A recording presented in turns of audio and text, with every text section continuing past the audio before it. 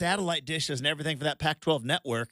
Mountain West Network sounds kind of cool. Why don't you just come over and just join us? Considering they don't have one. That's what I'm saying. Yeah. That's the value. And so Oregon State and Washington State were like, no. We'll just hang out for a little bit, as I mentioned. The Mountain West was the Beavs and the Cougs kind of rebound relationship.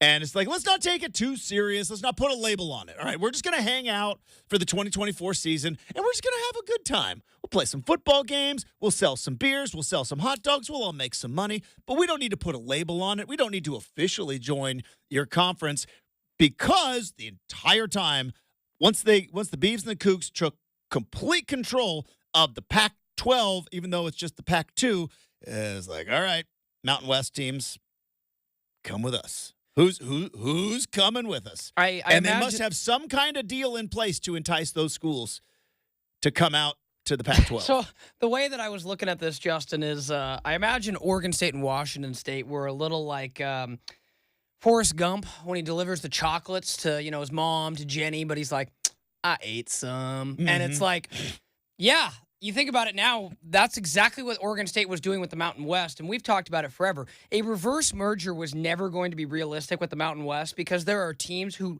just will, like, Hawaii does not belong in the Pac-12, period. Like, like stuff like, Hawaii, trying to think of anyone, like San Jose State. Like, there are some teams in the Mountain West you couldn't sell me on being in the Pac-12. They're not going to offer much. So I think you look at it, Oregon State, Washington State, not saying they were being disingenuous, but they were probably negotiating behind the whole right. time. And it's like, so we'll just take the 4 chocolates we want, Justin. So that's the way I looked at it. Look, and by the way, after what happened to the Beavs and the Cougs, right? It is like there is no rules anymore. Like, sorry. Everybody's got to in it for themselves, and it is our time to shine. We've got the big bag of money. We have got the TV network, and if the Big 12 wants to keep messing around, fine. We'll take the 4 schools. We'll create a 2-pack and make it a 6-pack, and now we sit with the Pac-12, and even whoever's running Pac-12 social media, they're back. They are back, and they are feeling themselves, because Boise State, Colorado State, Fresno State, and San Diego State now all in the Pac-12 conference for the foreseeable future. And what now does the future look like? So we're going to dive into that coming up on the other side, because I've got some thoughts. I have some ideas. Is there a chance they can get a couple of old pals to come back with them? We'll dive into that and a whole lot more coming up next. 620 Rip City Radio.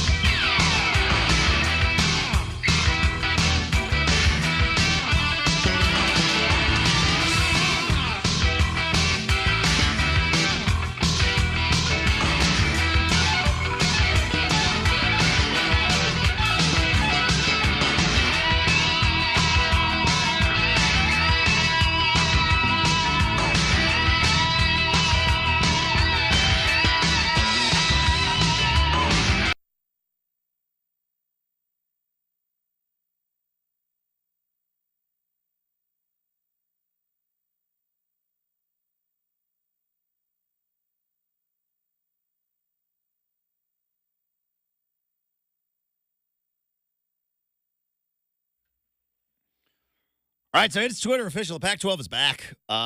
They will have a semblance of a conference. They have now grown from the Pac-2 this season with Oregon State and Washington State. They are now six-pack.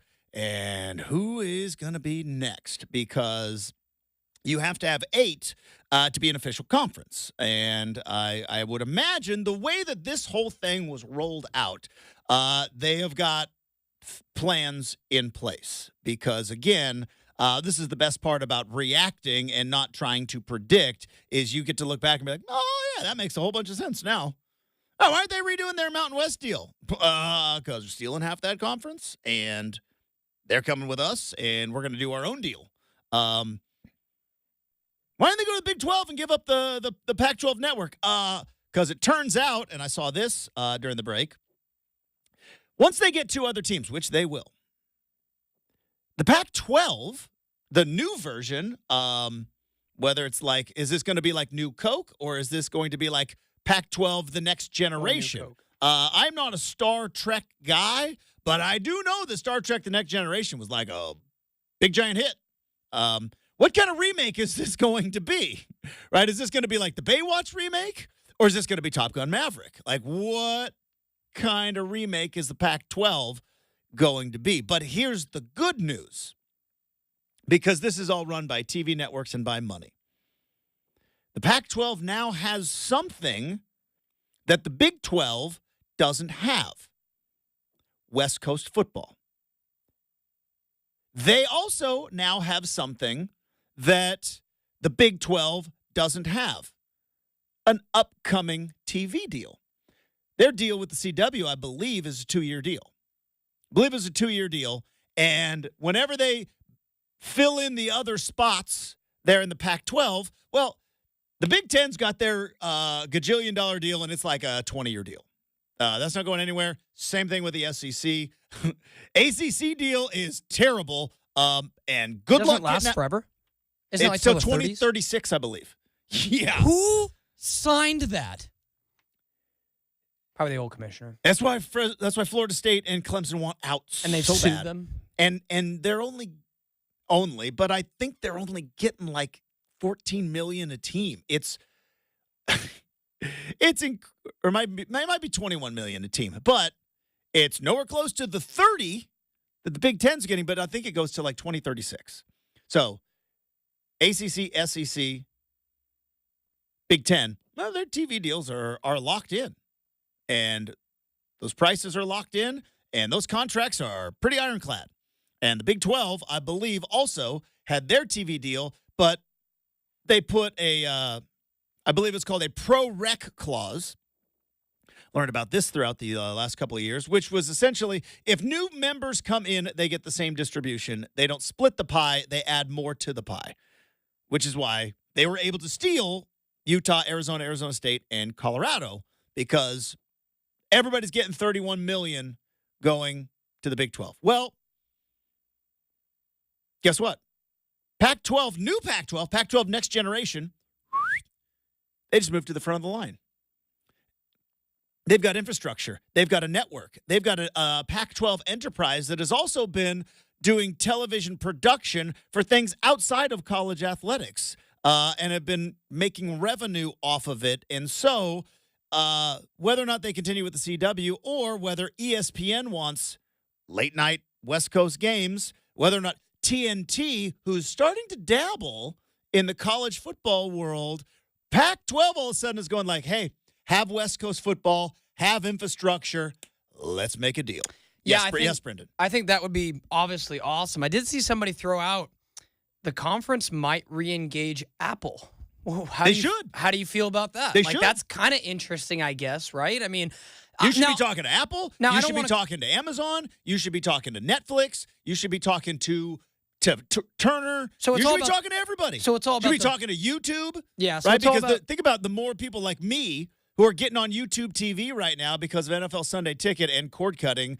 The idea of running your conference games only on YouTube. Remember we made fun of Live Golf? We did. 2 years ago. So they're on YouTube and then they're on the CW. Well, did Live Golf pave the way for the Pac-12? It might have. Because they're also on the I mean, I guess CW. my thought is, Justin, is just through a couple games, I have seen that Beaver fans have been ecstatic and over the moon for how easy it's been to find games.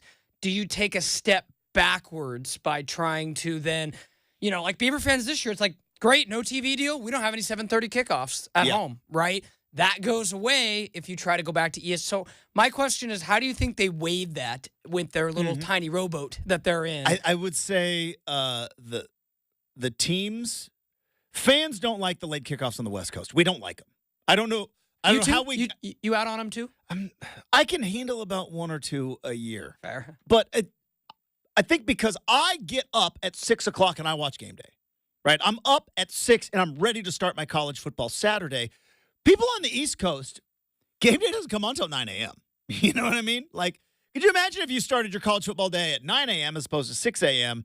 And so I've never liked the night. I love the 5 o'clock games, especially when we fall back and you still get the feel of a night game, but it's at 5 o'clock.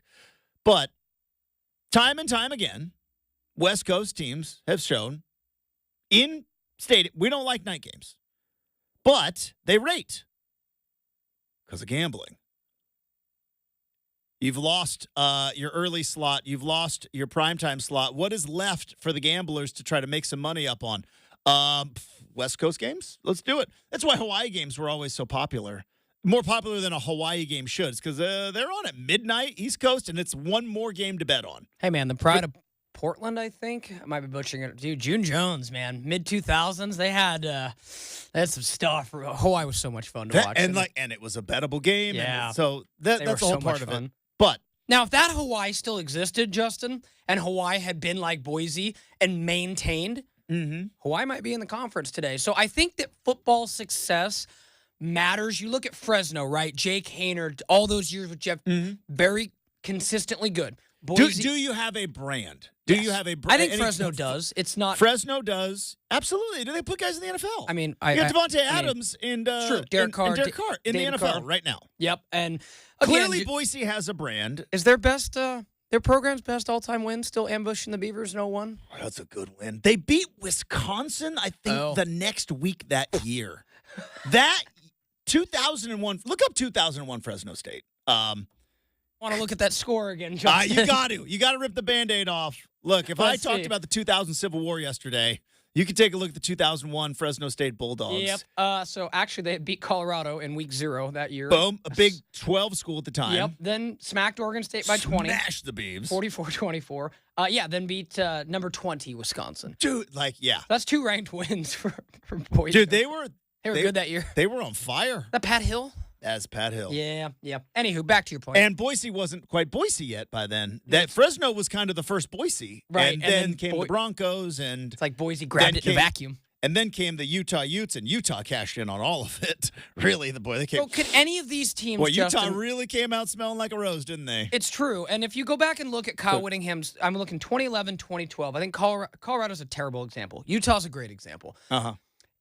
Justin, you go back and look. I believe Kyle Whittingham went 4-8 and 5-7 his first 2 years in the conference because he realized, I need physical. I don't have the dudes. Right. And I just wonder, do you think any of these two teams, a Boise or a Fresno, again, no disrespect to San Diego State or Colorado State, but I think that's going to take more time. Could either one of those two teams find power in a vacuum like that and become a Utah and with enough time, enough resources, can develop into a decent little power? This is a very good question. This is a very good question because this is exactly where I wanted to go. We're in sync right now. Good. Bye. It's gonna be me. We're in sync right now. Did you hear it got a second life too? And it's how popular Bye Bye Bob is. Apparently, I haven't seen it. There's a huge scene in the new Deadpool with that song, and it has blown. It hits up on my TikTok as well every once in a while. Anyway, the kids know about Justin Timberlake now, Justin. It's again, this is the remix. This is what happens. Pac-12's dealing with it right now. This is the reimagining of the Pac-12. So here's where it gets interesting. Because there's a money part of it. Can't deny it, can't dance around it. There's a money part of it. It all depends, I believe, on who you get to be the other two schools. I don't know. I don't know if it's a pipe dream, which we learned a pipe dream is something that happened back in ancient China when they were smoking heroin. I believe it was opium dens, and you would have crazy, weird dreams. I've never done heroin or opium. Had some painkillers when I got my my wisdom tooth pulled, but that's about it. But that's what a pipe dream is. But I never knew that. there is an idea, a thought that maybe getting some of the old gang back together. Hey, Cal Stanford. How you like flying into Charlotte, North Carolina a lot? Your baseball team hasn't even gone there yet, but just ask them. You guys want to hang out with us? I mean, you're getting I don't even think they're getting a 50% share. It's like 20 for the first 20%. They're getting a 20% share. We might be able to get somewhere in that ballpark. You guys want to stay out on the West Coast? Now, I think that is shooting the moon. If you had to give me my thought, I don't think Cal Stanford's going to happen. I really don't. So then what's next? Do you stay on the West Coast? I think that's a bit of a mistake. Do you go after Tulane, Memphis? Because if you think about group of 5 football programs left, you're not going to get App State. That's too far away, even though I know with conference realignment and all, but App State, that's too far away. Well, Memphis and Tulane. Memphis and Tulane are sitting right there. Because is there anybody else in this? Anybody you'd like to? Now that I have, I'm gonna, as the Beaver believer that I talk to. Now that you are essentially a quasi Pac-12 commissioner now, anybody from the MAC you'd want to go get?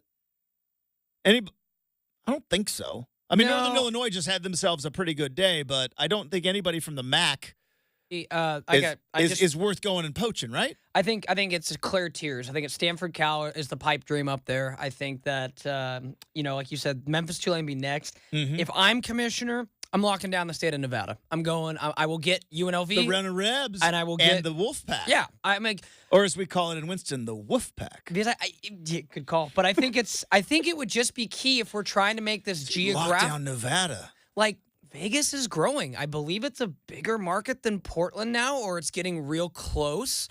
They're gonna have 3 professional sports teams by the end of the decade.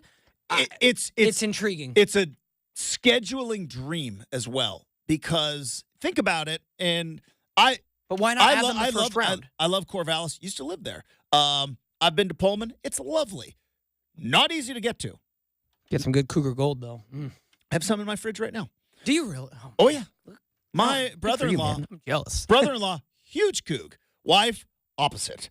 So yeah, Nice. family divided in both houses because obviously I'm an Oregon fan. Wife's a Husky. Brother-in-law, her brother, Coug. So yeah, he gave us some Cougar Gold one time, and it's still in the fridge because it's good for 50 years. Oh yeah, they put it in this can. It's like sealed up, and Okay, so you haven't opened it yet. no. Oh, you're saving that for a special Okay, occasion? here's the thing about the Cougar Gold. And I think it's appropriate because it's Apple Cup week. Here's the thing about the Cougar Gold. It is a big, giant wheel of cheese. And it's very good. I've had it. But it's in a can. Can I get it shipped? Yeah, I'm sure you could. It's in a can. Once you open that can, that's a lot of cheese you got to eat in like $33 to ship. Not bad. in like a week. It's like so much cheese. Like you have to have a big giant party. And all the parties that we have are football parties, and my wife be damned if she's going to put out Cougar Gold at a football party. Can we just have a quick moment, Justin? I didn't realize there's 7 flavors. I'm I didn't assuming either. you went with the OG, I have the yellow, whatever OG probably Cougar Gold. Like there's yeah, one it's that, Cougar Gold. they also make natural cheddar, smoky cheddar, Viking, dill garlic, I'm out. Nope. sweet basil, hot pepper, and crimson fire. Hot pepper. If it's anything like pepper jack, I'm in. How Smoky can I cheddar just sounds say, good. I like smoky cheddar. I don't want to rank cheeses real quick, but we just brought that up. Pepper jack is like an elite cheese. It really is. It's an elite cheese. Anyways, Totally. so back to the Pac-12. Are they going to change the name? Don't know. Nah. Keep it to Pac-12? Just like you told me. Go back like, to the Pac-8? just Get like two you- more teams, go back to the Pac-8. It's just like you joked with me before, Justin, when you're like, well, it's Pac-2. And I'm like, the logo's still, it costs a lot of money to rebrand. Yeah. So they're just, Also, they're still like at Autzen, where they replaced the Pac-12 logo with the Big Ten logo. There's a little patch there, and Nice. it like you clearly can see where they put in new turf. And I'm like, is that little patch there cursing us? Because we can't. We're struggling with Idaho and Boise, and I'm like, is that little patch right there? Is that just the Pac-12 still rearing its ugly head? All right. So let's say you get Tulane, Memphis, or you go get UNLV, Nevada. I'm looking at this like I look at college basketball, because the first round of conference realignment, remember the Big East used to be a very prominent college football conference. Pitt was in the Big East.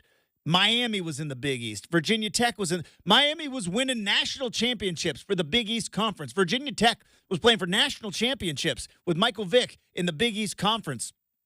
Pitt was playing in the Fiesta Bowl. They got smoke showed by Utah, but the Big East up until that final year where UConn, I think with 4 losses, got smoke showed, and then conference realignment happened, and the ACC stole Miami and stole Virginia Tech, and they stole Pitt, and I think one other team in there as well. But the Big East used to be a fairly significant football conference.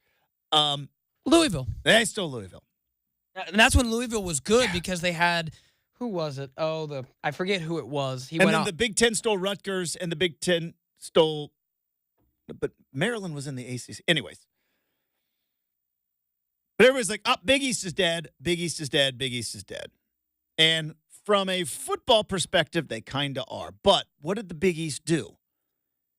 They went out and created one of the best basketball conferences in the country. And they won a national championship with Villanova, a couple of them.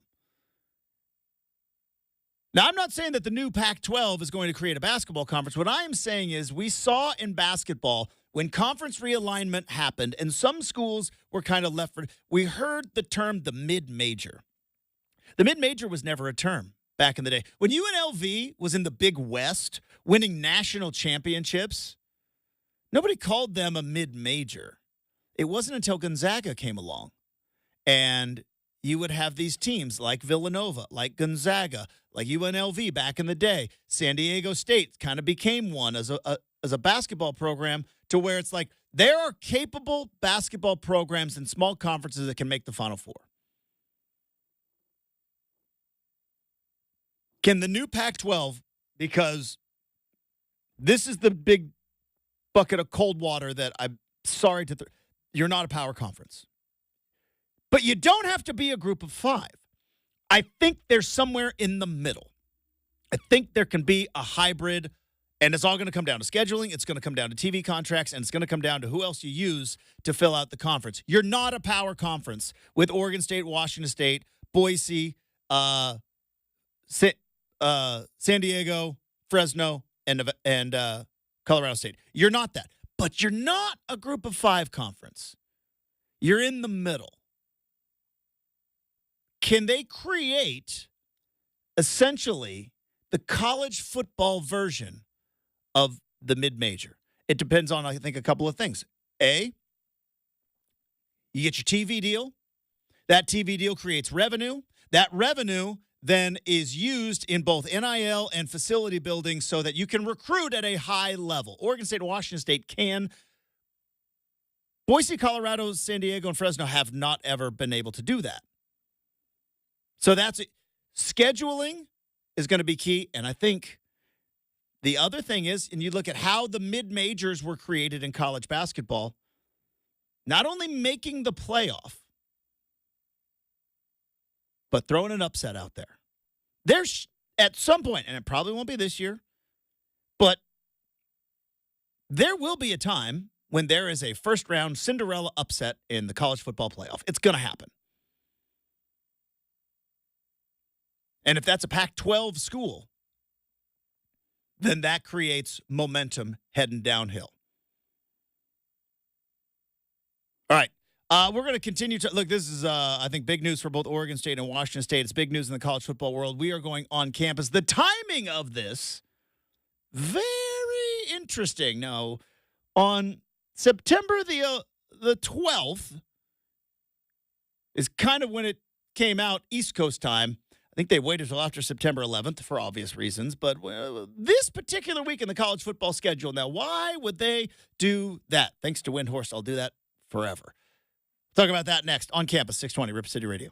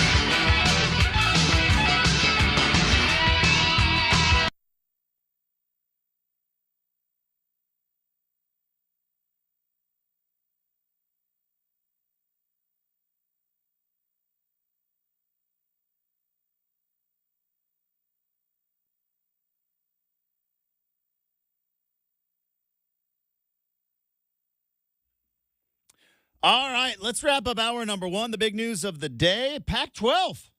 Pac-12 is alive. It's alive. It's back. My favorite thing that I saw, Justin, Yes. in response I would to love that to hear the was favorite thing you saw. I'm gonna need some help on who, but the gif of I think it's maybe the Undertaker climbing out of the coffin. Okay, first off, yes, it is 100% the Undertaker. Okay, just again, no real knowledge in that world, but I was like, the But you Pac-12 better is a get lot. we've got WWE wrestlers coming in studio 8:30 on Monday. on Monday morning. Yeah. So keep that in mind. Someone Justin might want to arm wrestle with. Oh, I'm not arm wrestling with them. I'm taking them down to Chinatown. All right, I might choke slam. I'm not a big fan of wrestling right now, but if any of these dudes have any old school knowledge, which I bet they do, we might be bringing up some names. I'm just saying, it might be bringing up. You thought me talking like when I talked to Brooke Olzendam about Vanderpump Rules. You thought those were some names where you're like, I don't know what you're talking about. Oh, wait till I start talking about the Texas Tornado or the Brooklyn Brawler or Iron Mike Sharp. Anyways, we got WWE guys coming in the studio on Monday. I'm kind of pumped about it. Kind of excited about it. But we got big news right now. Much like The Undertaker back in the 90s, who would raise up from the dead and climb out of the coffin, here comes the Pac-12.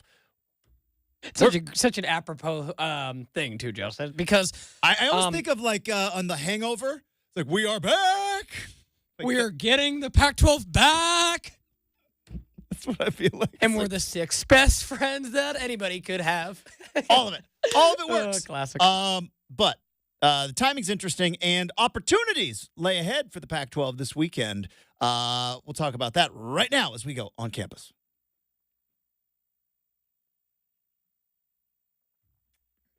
I mean, we hinted at it earlier. The timing of this is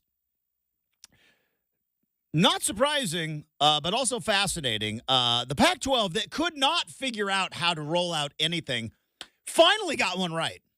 Because this weekend, don't know if you noticed, Boise State's coming off of a 3-point loss at Oregon and has, I would say, if not a top 3 Heisman candidate in Ashton Genty.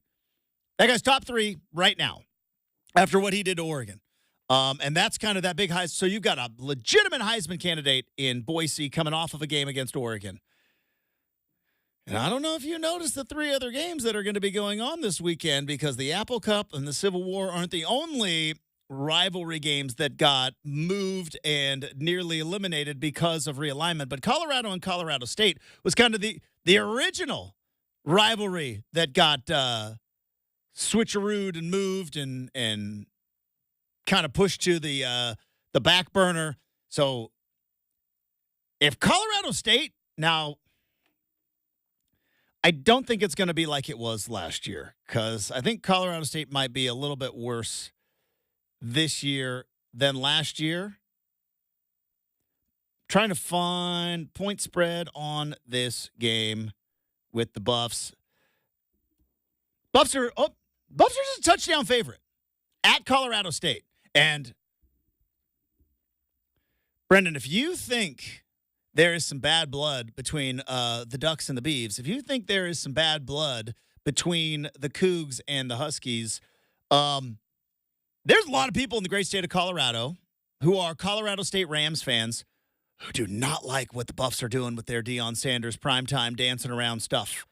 They don't like it. Now, you could say whether that's right or that's wrong, but that's just the reality of it. The Beavs learned about Colorado State when they kind of have that stadium going a handful of years ago. Buffs are walking into a buzzsaw. Coming off of a game where they were exposed by the Nebraska Cornhuskers. Now, I don't know if Colorado State is going to be able to pull off this upset, but if they do, boy, that makes this announcement really interesting. You know what I mean? Also, we know that the Civil War is at a 16-point spread right now. But to the Apple Cup we go. Neutral site game, and Sounds like ticket sales aren't that great. But neutral site game, Lumen Field. Who'd you hear that from? Brock Heward was talking about it on Gotcha. on his podcast. Sounds like the ticket sales at Apple Cup belongs at Husky Stadium or at Martin Stadium. That's where it belongs, which is why I know some Oregon fans got their selves in a tizzy. But why are we giving up a home game? Because Civil War belongs at Reser Stadium and at Autzen Stadium. What if you And play- there is no neutral field to play at. Both of them aren't going to Vegas. shove them at Providence Park? The whole 30,000, I think they How hold. much would tickets be for that? Well, just think about it. Like Reser holds 39. Is it real? Like I know it is, but like in the grand scheme of craziness, is 30 that much different than 39? Yeah. I mean, not really, but that is 9,000 paying tickets, 9,000 beers, right? 9,000 water, $4 waters, all that Oh, stuff. yeah, $4 waters. But Washington, just 4.5-point favorite in this game. Now, the Huskies have looked good in their first two games. Not looked elite, but it was against Weber State and against Eastern Michigan, and they did what you need to do. The Cougs are coming off of a huge win against Texas Tech, a huge win for them. Again, kind of proving that they belong with the big boys. 37-16, too. Like, they hammered Texas Tech. The Cougs just a 4.5-point dog in this game. Colorado State just a 7-point dog in their game. I'm an Oregon homer, and I'm uneasy about this game. Boy, what could it be if maybe somebody somewhere pulls off some sort of upset? Who's Boise playing this weekend? Looking. Boise looks to be off this weekend. So, Boise. So, yeah, I don't think and Fresno State's favored by 20 points against New Mexico State. But a very interesting bit of timing. And again, kind of the perfect rollout for this new Pac-12. Brendan, they got one right from a PR perspective. They got one right. Pac-12 that couldn't, for years, stop stumbling over its 2 feet in terms of, hey, we're going to do a media day on Friday in Hollywood. Nobody's going to watch. Well, we're going to make this announcement now on a Thursday with the 3 biggest games of, other than when they play each other, Civil War, Apple Cup, and Colorado State. More eyeballs will be on those schools this week, the current now Pac-6, than will be on all year. What an opportunity. And I think they just need one to be able to pull it off. So, interesting, and yet I think successful timing. Also, San Diego State goes to Cal. I don't think the Aztecs are going to win that game. They're really bad They're offensively. 19-point dogs. But what if the Aztecs pull off the upset? What if Cal's coming off of that win against Auburn? A little letdown in Strawberry Canyon. Things could get interesting. All right, coming up, we got an NFL game tonight we might want to talk about. Is Joe Burrow cooked? Have you seen the video of him trying to pick up a Gatorade bottle? So we might see into some NFL stuff, and we've got Make or Miss, all sorts of stuff in Hour 3 on the way next, 620 Rip City Radio.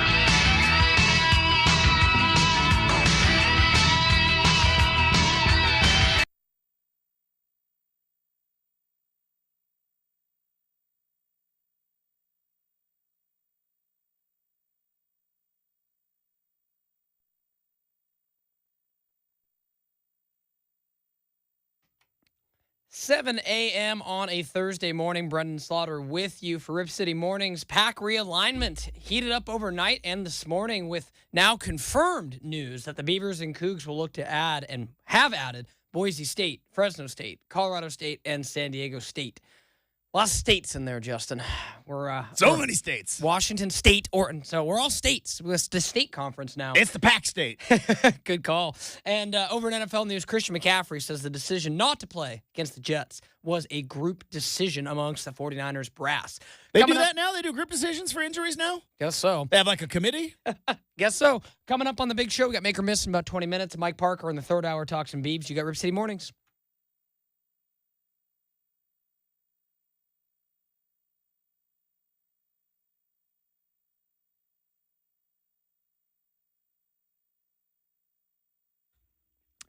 Hey, welcome back to Rip City Mornings, everybody. Hopefully you are having a fantastic Thursday. If you are a returning customer, we appreciate it. Thanks for hanging out with us. We're having an awful lot of fun. If you are new to the show, welcome. If you like what you hear, maybe tell a friend.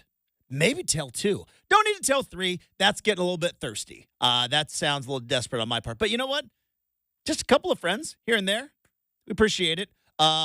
As Brendan just told you in the update, we got Make or Miss coming up in 20 minutes. We got stuff we saw on the internet coming up as well. Obviously, the big news of the day really came in last night, but the big news of the day is that Boise State, Colorado State, Fresno State, and San Diego State, as we went to the Pac State, along with the Washington State Cougars and the Oregon State Beavers, are now rebuilding Pac-12 conference. They need two more schools. There's a couple of options out there. They've got a year to kind of figure it out. So, all right, I've been kind of dealing with this. It's coming in fast and furious. This is the plan for 2026, correct? Brendan, we think like they're going to be in 2025 in a weird spot. Do they maybe all schedule each other? Because you don't have the scheduling agreement with the Mountain West, but do you maybe still schedule the new Pac-12 teams? I don't know how that works. Yeah, I mean, and I don't know how fast you can do it in contracts and everything else. But it looks like this is going to be potentially the plan for 2026. And here's the other thing I'm wondering, because obviously this thing is spearheaded by Washington State and Oregon State, right? It helps when there's not that many cooks in the kitchen to make decisions. Yeah, they went out there and said, all these schools were added by unanimous vote. You make it sound like the unanimous vote's more than 2 votes. Two people. That's ridiculous. Anyway, but It's yes. 2 votes. Like, that's unanimous. Hey, all do we right. want So to rebuild the Pac-12? I think so. Cool. So me Justin too. and I agree on something. We're just going to start calling it unanimous. A This is unanimous two of vote. us. The ayes have it. So they already play. So, like, Do they Oregon. get to stay captains in the clubhouse, though?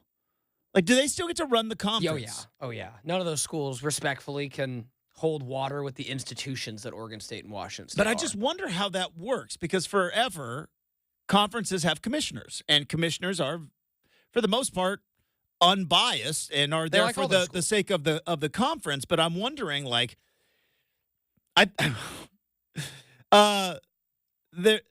the Eagles. You know what I'm talking about? The not the Philadelphia Eagles, but the Take It Easy Eagles. There's a great documentary. At least I didn't say I didn't know who they were. Yes. Unlike Thankfully, Brian Adams.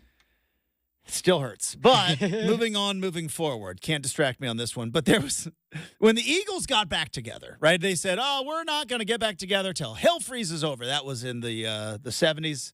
And then the 90s came around and they're like, hey, you guys want to do a reunion tour and make a bunch of money? And they did that.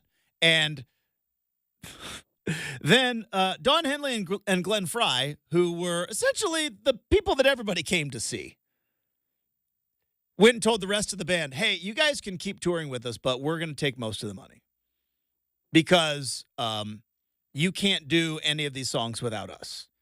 Don Henley's the voice. I am the front man. The rest of you are kind of lucky to be here, and we're just going to take the money. And so I wonder if, like, not in terms of taking an unfair revenue share, because I think the rising tide is going to need to lift all the boats in what is going to be essentially a new conference. I wonder if Washington State and Oregon State go like, oh, we're not going to take more money, but we're going to be in charge of some stuff. we're going to run the TV negotiations. We're going to figure out a media package. We're running this thing because judge in, I forget which county it was, Colquitt County, does that sound about right? Anyways, but a judge in Eastern Washington basically told us we're in charge. So you can come along and you can hang out with us and you can get more money and better chance to make the college football playoff. But we're going to go ahead and run the thing in case you're wondering. We're just going to go ahead and be in charge. And I would imagine that's the way it's going to go. They'll hire a commissioner who will answer to the Beavs and the Cougs.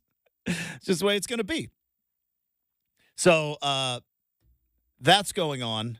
Also, hey, there's a kind of significant games going on this weekend as well. As we mentioned it in On Campus, Apple Cup is happening up in Seattle, even though it's at Lumen Field. It is not going to be at Husky Stadium. It's going to be at Lumen Field. And it actually is, it sounds ridiculous because it's, well, depending on traffic, it's about a 5-minute drive from Husky Stadium to Lumen Field. Depending on 15-minute drive. Who am I kidding? But to get from the U District to Sodo, not that much of a stretch. But it actually, as crazy as it sounds, going to be more of an actual neutral site game than like when Georgia plays in Atlanta. I believe Athens, where Georgia's campus is, I think that's like an hour and a half away. But in Seattle, there's a ton of Coug fans. So it's actually going to be kind of a neutral site game. And I'm going to be fast. It's less than here to Corvallis. It's an hour. A little less than an hour. It's a little less than an hour. From Athens to Atlanta. Okay. But still, Lumen Field is like, if you're at the top of Husky Stadium, you can see Lumen Field. But it's crazy because that's going to be more of a neutral site game than when Oregon played Georgia in Atlanta, neutral, or when you play LSU in New Orleans, neutral. But you got the Apple Cup going on at Lumen Field. You've got Civil War going on in Corvallis, and you've got Colorado and Colorado State going on in is it? It's not Colorado Springs, is it? Where's Colorado No, that's State? Air Force. Fort Collins. Fort Collins. How could I got to remember that. They're in the Pac-12 now. And even though I'm an Oregon homer, I'm still a Pac-12 guy. Can't just take away my quarter zips that easy. Yes, as you say that to the person who actively wears a Pac-12 You do. quarter shirt. Look at you each week. You foresaw this. So. You were like, this thing's not dead. This logo is going to mean something. This isn't a collector's item. At one point, I'll be wearing this in 2026, baby. Yeah, before they were the Pac-8, Justin, they went by the Big Six. So maybe we should go back to the Big Did Six. they go by the Big Six? They did, because it was. Wasn't it like the Pacific Coast Conference or something? After it folded, they went to the Big Five, Big Six, Pacific 8, Pacific 10. Okay. Go figure, right? I still like the old Pac-10 logo. Yeah, they should bring back the old Pac-10 logo. They're not, but they should. Yeah, but just make it to 8, Pac-8, baby. Anyway, but yeah. Just go find the old Pac-8 logo. I'm sure there's one sitting around there from 1974. Just go find the old Pac-8 logo. Bring it back. Make it retro. Slap it on the fields. Let's do it. Who was the commish before Larry Scott? Call him up and be like, yo, you up? It was Tom Hansen, and he was worse than Larry Scott. Okay, well. All right, well, maybe that's why we are where we are. Two terrible commissioners in a row. 100%. It was 100%. Tom Hansen was, he was like public enemy number one, and it's like, oh, Larry Scott, hey, this is great. And it's like, this guy not much better either. What the heck's going on? Hopefully they find somebody that understands how sports works on television and understands and it feels that way because I think the CW deal is a good deal that they were able to make. And I know that there was like a funny little let's poke some fun at Oregon and Washington because, hey, we're on Comcast nationally. Everywhere. The CW, you can find us everywhere. While the Big Ten Network on Comcast was blacking out Oregon and Washington games. The CW deal is a good, it's going to get some eyeballs on what is going to be the new Pac-12 conference. And it's going to be, I don't know if it's going to be in, I don't know if more people are going to watch than the old Pac-12 network, but it's going to be in more homes.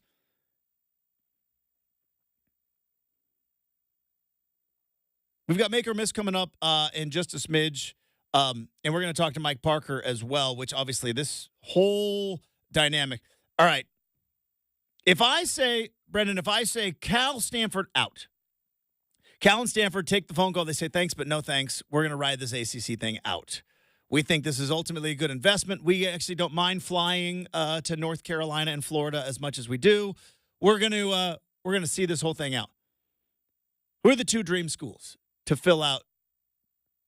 You mentioned Nevada and UNLV. I mentioned Tulane and Memphis. I don't know if you get all four to make it a Pac-10. Why not? Does it at some point get to be, again, too many slices of that pie? Because you keep it at 8, the TV network, you get to split the television revenue 8 different ways. My thought with that is Justin, if they want it, and that's the thing. If they wanted UNLV or Nevada, why not just do it?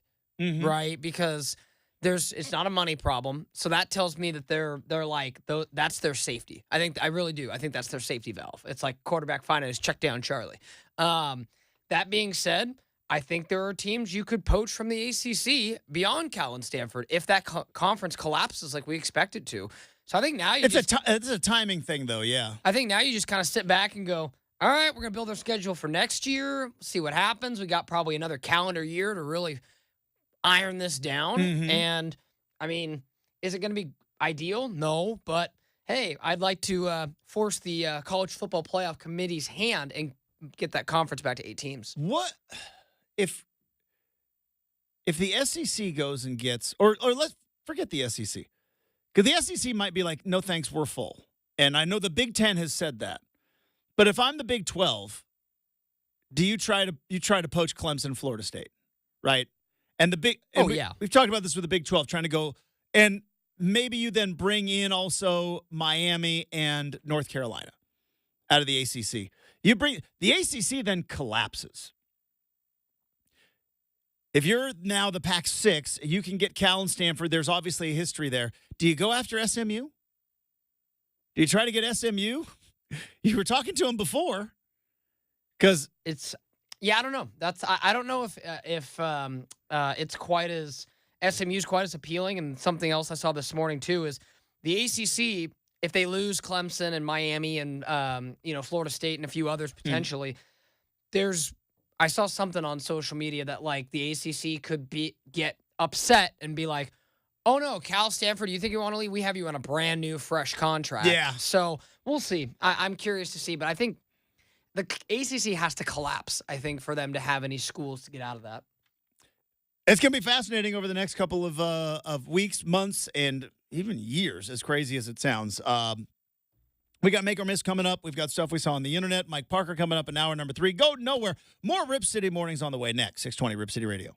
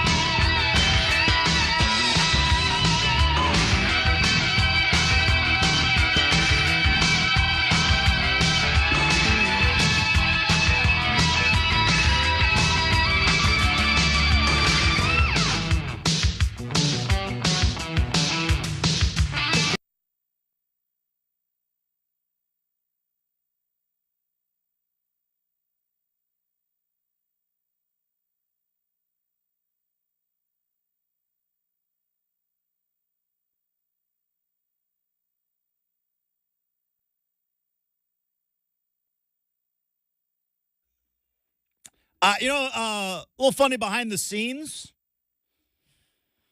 Yesterday afternoon, I was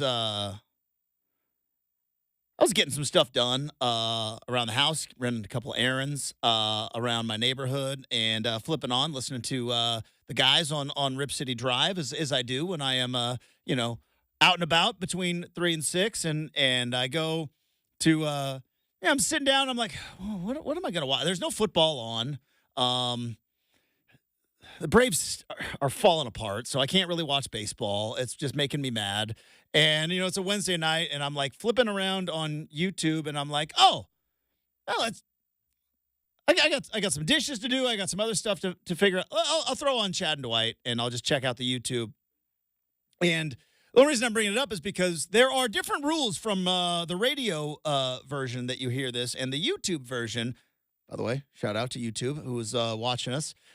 We can't play the music, the intro music that we have, and I think in 3 years, Brendan has learned kind of what gets me going, and he has put in songs that just get the blood flowing, get the positivity up, and I'm not gonna lie, about 5 seconds before I crack the microphone, and Brendan gets the live version, I dance. I like to dance in the studio. And I was watching YouTube yesterday, and Chad was introing a segment, and I didn't know what the music was because we can't play the music on YouTube. We get copyrighted.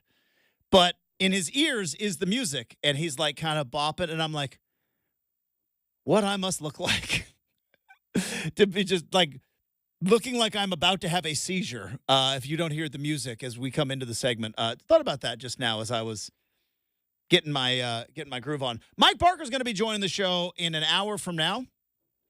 Always fun to talk to Mike. If anything, him and I get going on early 1990s Oregon and Oregon State football and bringing up old fun names. And obviously, this is a civil war unlike anything we have ever seen. So we'll talk to Mike coming up in about an hour from now. Wonder which way Mike travels to Eugene. You think he goes I-5 or do you think he goes 99? I think he's a 99 guy like me. Probably. I think he is. I think he's a 99 guy like me. By the way, almost 2,000 likes on that tweet. I threw out a joke about going 99 versus I-5 that I thought maybe 7 people would get the joke. Turns out I hit a chord. So much so, Brendan, it got ripped off. You ever had a report or a tweet or something just get just ripped off, stolen? What do you mean, like ripped off? Somebody took the exact same premise of my tweet and did the exact same thing just a day later. Oh, that's kind of lazy and annoying. No, I can't say that happens to me very often. Well, here's what's funny. In radio, like we're about to do make or miss. Make or miss, fair or foul, yes or no. Yeah, that's been done a gajillion times, and we're sampling that goes on. Mailbag that we do at the end of the segment. It's not an original idea. We took somebody's idea, and I don't know who the first one to do it, and we kind of make it our own. So in radio, I'm just used to stuff getting borrowed and worked around.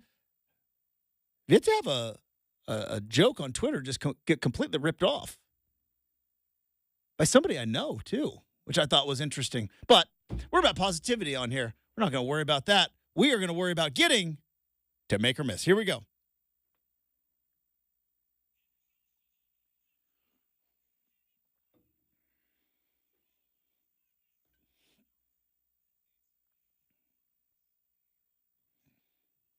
All right, firing up the make or miss today. Yes. The Mountain West won't make it. They will collapse and get eaten up by the Sun Belt AAC conference. Okay, and American. Let's take a look here. This is a very good make or miss. I'm not sure, and that's not a very good answer for this segment. I am not sure. If I had to guess, of the remaining schools in the Mountain West, UNLV is the most coveted of the remaining schools. Wouldn't you say? UNLV would be the most coveted? It's the only one in a major. It's the only one in a major market. Maybe San Jose because they've got the Bay Area, but How much of the Bay Area actually watches San Jose State games? I'm not going to lie. I know I said it earlier. It would be really fun to add Hawaii to a road conference game rotation. Now you're just being selfish. Well, that's part of the course, so get used to it. Yeah. You know who it's not going to be. Because Utah and Wyoming, they like you could put them right in the MAC. You know what I mean? And like it adds obviously a lot of travel, but they could get poached up by the MAC. Like New Mexico, non-starter, guarantee you. Air Force, I don't think the Pac-12 is going to mess around with the service academies because to move that around, you need Pentagon approval. I learned this. Do you? You need Pentagon approval to for move, Air Force to put them in a conference. Any of them, Army, I don't think they're Pentagon approval. I know, but I don't think Army and Navy are in conferences. Army is in the. Actually, I think they're both in the American now. I know that. Let's see. I believe that. I thought that was. I guess for football. Yeah. So for football, I think they're independent. Let's see. And maybe for the rest, Big East. Navy's in the American. That's what I thought. Yeah. Okay. So even with football? Yes. Okay. So Navy had bad. to get permission from the Pentagon to do all that. So again, the joint. We have assembled the Joint Chiefs. Pretty much. What is going on? Is it Ukraine? Is it Israel? We have to figure out where Air Force is going to play next year, guys. Utah State doesn't really bring much either. I'm just, again, you get some. I just think about they've been to a couple bowl games. Beat us in their last one. Yeah. Bobby Wagner. Can't forget about him. But yeah, it's been bad. That's why I'm thinking Wyoming and Utah State would be an interesting addition to like the MAC. You could throw New Mexico in the MAC very easily too, or the American. The Americans is about to be American, going coast to coast. Like the New Mexico State's already Conference USA, so I mean, yeah. I think it will break up. You pair New Mexico up with New Mexico. I think you might be right. The Mountain West might be toast. No, I think Mountain West might be toast, or. And again, as I just talked about stealing somebody else's idea, tip of the cap to our good friend who I'm assuming he listens every day or maybe just tweets at us every day. But Larry Miller, who tweeted at us, what happens to the Mountain? Do they go FCS? They could look to do they go FCS? Idaho. And just essentially reverse merger the Big Sky. Could Idaho move up to Division I? I don't know. Would this be like the way to get Montana and Montana State up into? Now, I don't know if they would want to. And again, remember, you have to do that 2-year postseason probation where you don't get to be able to. That's why JMU couldn't go to a bowl last year. It pushes them up. I'm curious, would Montana and Montana State, who play really good football, but they kind of love are dominating. kings of the hill up in the FCS. Do they want to go up into FBS? Well, maybe the Mountain West adds like North Dakota State, South Dakota State too, right? Yeah. Pushes it. But maybe those schools don't. Actually, you sit there and say they don't want to, Justin. The money would be so mind-boggling different. They'd almost have to go, oh, yeah, we kind of need All to right, do this. if you are South Dakota State, right? South Dakota State. I'm a Jackrabbit? Heck I believe yeah, they man. are the current national champions. I believe so. They won it last year? Yeah, I believe so. Let's say you're South Dakota State. Would you rather go up a level, wait a couple years, play in the Mountain West, and likely not have a chance at the postseason, to roll the dice that maybe 1 year you pull off what Liberty pulled off last year? If there was a 12-team playoff last year, Liberty would have been in it. Do you roll the dice, go up to the FBS level for a chance to maybe potentially make the college football playoff one day? Or do you stay king of the mountain at the FCS level? And then there's the money. That's tough, right? Because that's what, Boise, you go back and look, when Boise was at that FCS level, they dominated. And then they took a step back when they went up to D1. And they slowly built it up, put some blue turf down, and it helps to have guys like Dan Hawkins and Chris Peterson that you hire as coaches. And Dirk Cutter started the whole thing. Right. Who's now he's back. Right. I mean, racking up 100 and some yards of rushing against Oregon. So I don't know. I mean, I just think that there's a few schools that will be left, kind of in a tough spot. And it's like, obviously. Yeah, I think the Mountain West might be done unless it. And I don't know if the Big Sky would be interested in having a bunch of those schools going up a level. And again, I'm curious on this. Let's say that they try to get closer to 10, Justin. Like you mentioned TV before on the West Coast. Mm-hmm. Not enough interest to because like if you're Hawaii, you're banging on the drum going, we're our own separate TV window, y'all. Yeah. Is that anything or is Honolulu just too small? I think it's too small and too hard to get to. Yeah, but even from you think travel for the ACC with Cal and Stanford, like travel even from the West Coast to Hawaii, that's a five and a half hour flight. Yeah, 5, 6. Like that's a lot of. You travel. and I just made that flight, so we know. I did just make that flight. We just made that flight, baby, so we know all about it. They've been doing it forever. They're like, we don't care. This is what we do. I found that intriguing because if you were to ask me on the surface, Justin, like, does Hawaii, UNLV, like, of all the teams, it's crazy to think, like, does Hawaii have the best brand of all the Mountain West teams remaining? I think UNLV does. Okay. So you think they still – but is that basketball related? It sure hasn't been anything in football. Hey, Randall Cunningham played at UNLV. No, I get what you mean. But, like, is that all because of Tark the Shark, man? It is. But also, I think Vegas is intriguing. Very. Huge city. And you've got a stadium. And gambling. Well, gambling's kind of everywhere now. But it is, but just like obviously the hub of where all the money starts and finishes. Just but like if I'm a TV executive, like what would be more exciting? 10 p.m. West Coast kickoff in Hawaii or Vegas? To me, it's Vegas. I've decided. Now, I don't know how many people in Vegas care about UNLV football. I don't know. Yeah, I've decided, Justin. Commissioner Brennan has decided we will be in Nevada Reno will be left alone. Yeah. We will be inviting UNLV. Okay. And as a gift to all of our fans, you get to go to Hawaii every year. So that is a gift to the fans for all that has gone on. Justin. UNLV plays Kansas this weekend, by the way. That will be interesting because UNLV, what's his name? Still the head coach. I forget his name. Help me out here. Barry Odom. And he got fired at Missouri, but solid coach. And I think he is way too big for They beat the dog out of Houston week 1. Yeah, like he's very big. Put up 70 points on Utah Tech. Very big for UNLV's britches, if that makes sense. UNLV's got to be next. They've got to be next. Vegas is appealing and attractive. Again, like Justin said, you got the TV market. I've seen, because it's a place that I keep an eye on from afar. Mm-hmm. Vegas is rapidly growing. Whether it's people going from Arizona up north, people going from California east, Vegas is growing. And that Justin, in like the last 10 years, because you probably remember this, in like the last 10 years, the taboo of Vegas has gone away. It used to be done. It used to be. Yeah, and I think that's because sports gambling's on our phones now. Right, and it used to be, oh, wait, you live in Vegas? Oh, you're kind of a degenerate a little. And brothels. Yeah, now you just work in hospitality. Right, all the work, I'll just leave it at that. Maybe entertainment industry, I'll leave it at that too.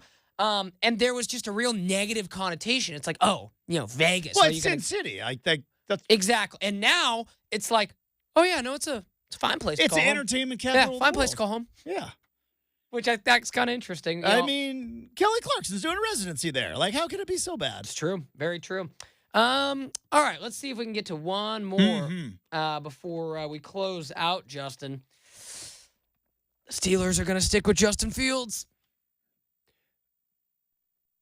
So, I believe Mike Tomlin said that Justin Fields is going to start. Still no practicing for Russ, so that's against not good. The Broncos, but that Russ is still QB1. And if it were another organization other than the one that I love, I would be like, this is a complete catastrophe. This is a mess. There's no way. You have to. If there was ever a coach I think that could pull it off is Mike Tomlin. That what is the spread in Denver?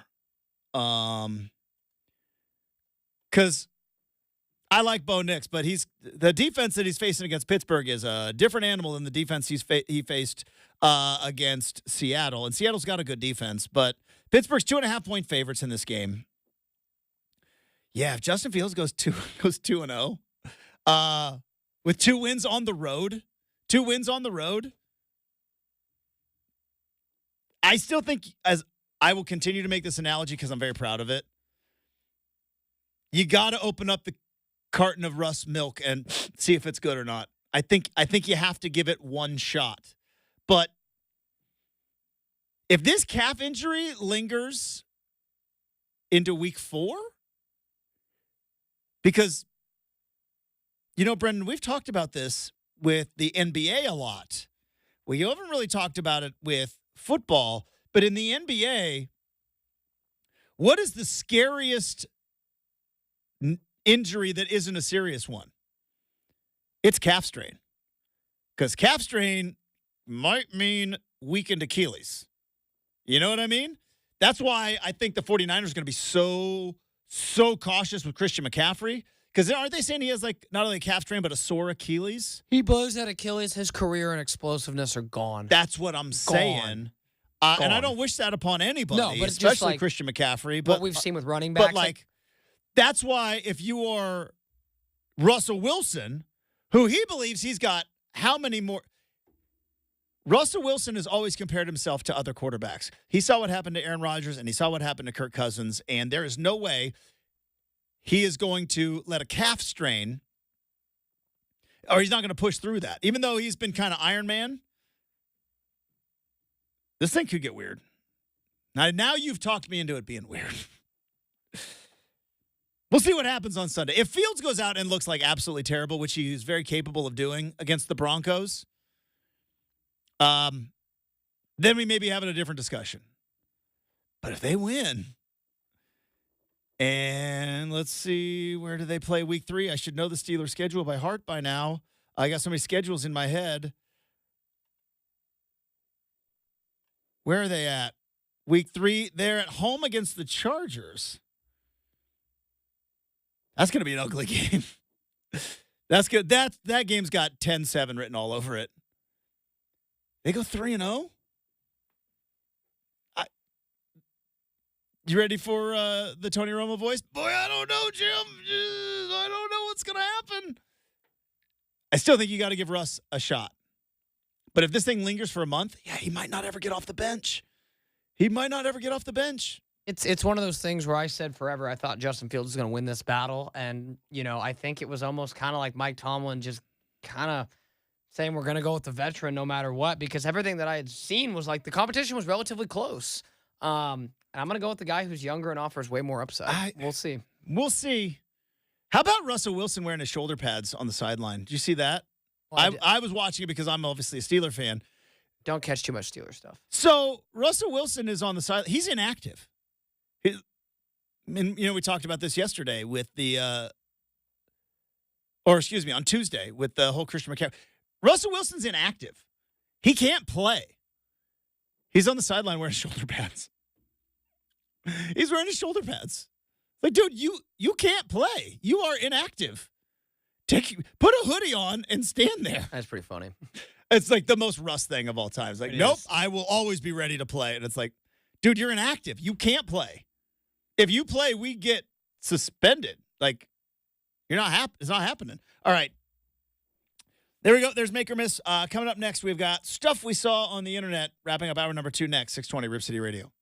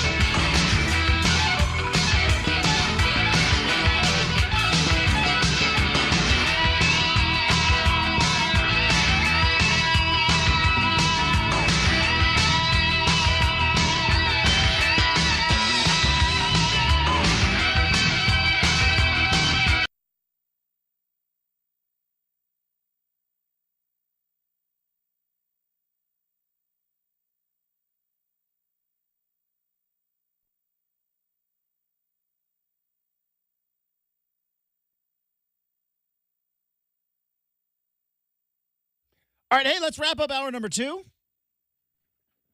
Take a break from conference realignment for a moment and talk about stuff I saw on the internet. You remember a couple years ago,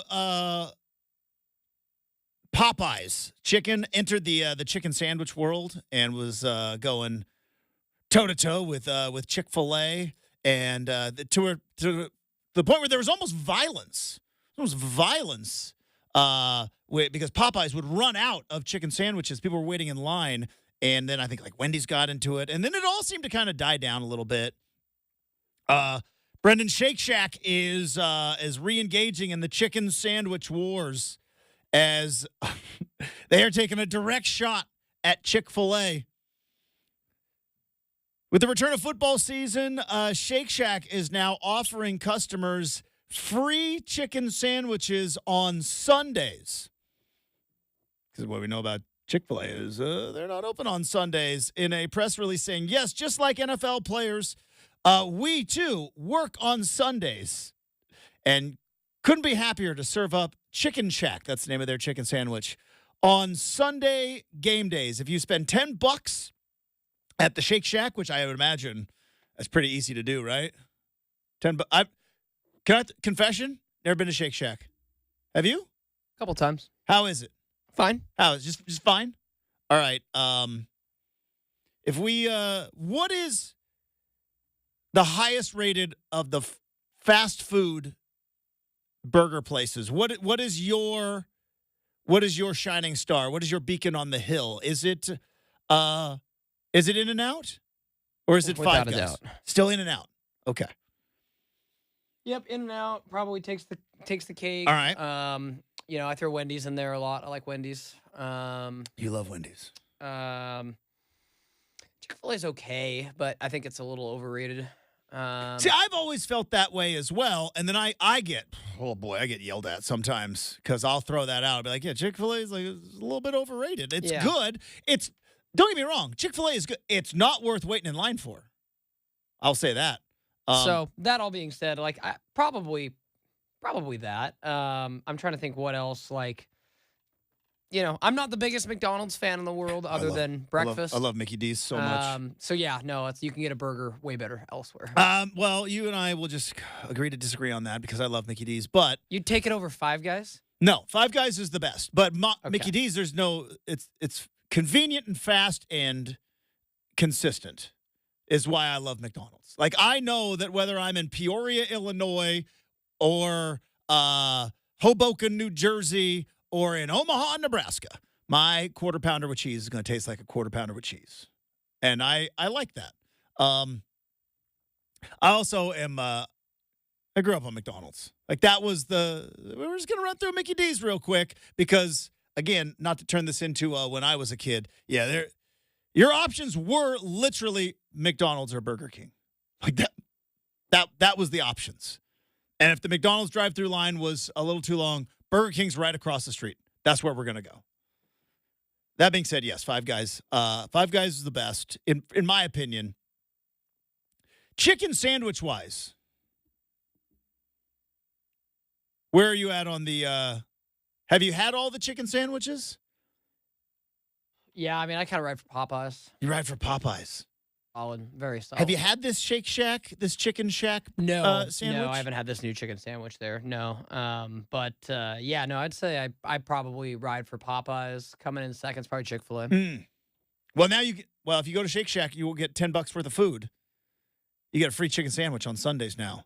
They're throwing it right to them. There's one in Durham. I don't think I've been to that one. In Durham? Where's Durham? Like right here, Durham. How about what is that by? In between Tigard and Tualatin. Okay, shout out to Durham. You didn't know about Durham? Huh? This is your hood. Like, I am a Portland transplant. I'm just a transplant from a different world, the 541. But yeah, there's one like on like downtown now, I think, on Burnside. I see the lines down there a long ways, always going around. Yeah, haven't been to a Shake Shack. What's the other? So if there's Five Guys, where are you at on? What's it? It's not Shake Shack, but there's Is it Steak and Shake? that one. They don't have them here. No. I went to one in Indianapolis, 2 o'clock in the morning. It was very good. Fair to say that. Were you working or were you enjoying working. life? Your boy was 20 in Indianapolis. Oh, okay. So, yeah, 100% working. And the Final Four ended tonight. Oregon State got beat by 40. Yeah, let's go get some Shake Shack. Steak and Shake. Steak and Shake, Yeah. sorry. But, yes, that was Indianapolis. Really great fries. I remember that from that trip particularly. Solid. Good fries make a big difference. Have you ever had That's why Five Guys fries are tough to beat, man. Especially when you put some Cajun seasoning on there. Okay, I know the Mickey D's might not be your favorite in terms of a burger, but are you with me? The fries, though. Oh, totally. Yeah. Yeah. Like you Okay, you're just with have me to on the know this, fries. Justin. I have been perfect. Like, I eat burgers at 2 places. You make me a burger at home, I will not eat it. So, In-N-Out Burger and Five Guys. That is it. If I'm going hungry, obviously, but like, take me to McDonald's, I'm getting nuggets or a chicken sandwich. You take me to Chick-fil-A, I'm like, sweet, they don't even have beef on the menu. So, it's, I ride for my chicken, man. Well, here you go. You might be able to get a free one now at the Shake Shack on Sunday. Although, Justin, Throwing a shot at the Chick-fil-A, though.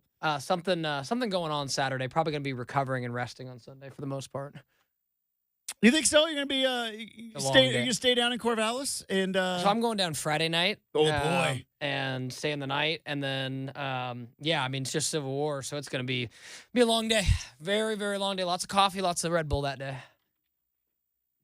And then maybe afterwards, and then after you hit send on your on all of your reporting, you sticking around until Sunday morning in Corvallis? No, coming home. You're gonna be hitting Impulse in the Impulse RIP. It doesn't exist. Doesn't anymore. exist anymore. But No, at a certain point, Justin, you got to know you've jumped over the shark of maybe again. I have my brother there this fall, so maybe there'll be something where we go out and something, but. I'm losing my ability to hang with the college kids every day. Isn't that the worst? I have until I'm 30 in my head, so it is dwindling. I never really had a number in my head. It's a feeling. Yeah, that's fair. That's fair.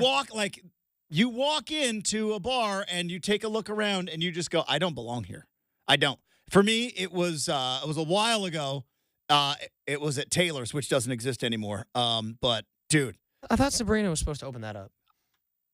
Remember that? I thought I heard something about that. That little nugget it's like, oh, yeah, Sabrina's going to open it up. That never happened. But I walked into Taylor's in Eugene at one point, and I think I was maybe about your age. And I looked around, and I was like, I do not belong here. Do not. It was also late at night. Like, there's some places okay, so in Eugene, there's Rennie's Landing. And I would imagine Claude's is maybe a little bit like this in Corvallis, where if you go in the day, it's an appropriate place for middle-aged men like me. Once 10 o'clock hits, it's time to go. Yeah, Once they start checking IDs at the door, yeah, I did time that. for me to bounce. I did that in April when I went down and hung out with my buddies and went out to Claude's. Still felt fine, so that was good. But you were in the day or at night? No, at night. We closed it down. Closed down Claude's, man. Look at Absolutely. Proud of that night. Red Bull vodka's flowing. All right. We have got hour number 3. Mike Parker's going to join us. We have got an RCM mailbag. A whole lot more next. 620 Rip City Radio.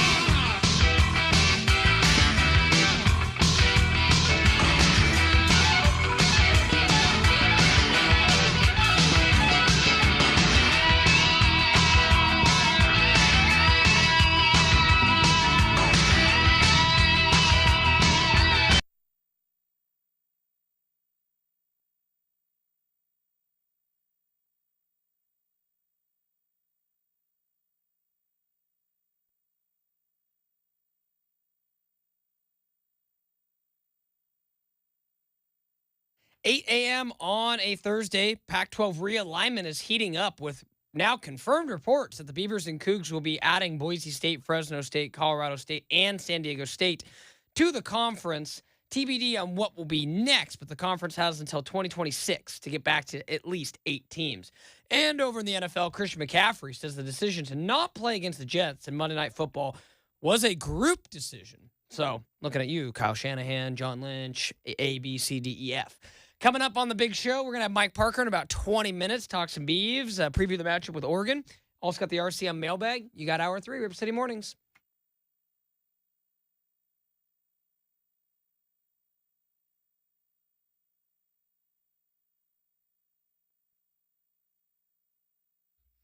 And welcome back to Rip City Mornings. Hopefully you are all having a fantastic Thursday. We're having a great time here. Not that you ask, but we'll let you know anyways. If you are new to the program, welcome. Thanks for hanging out with us. Hey, how'd you hear about us, by the way?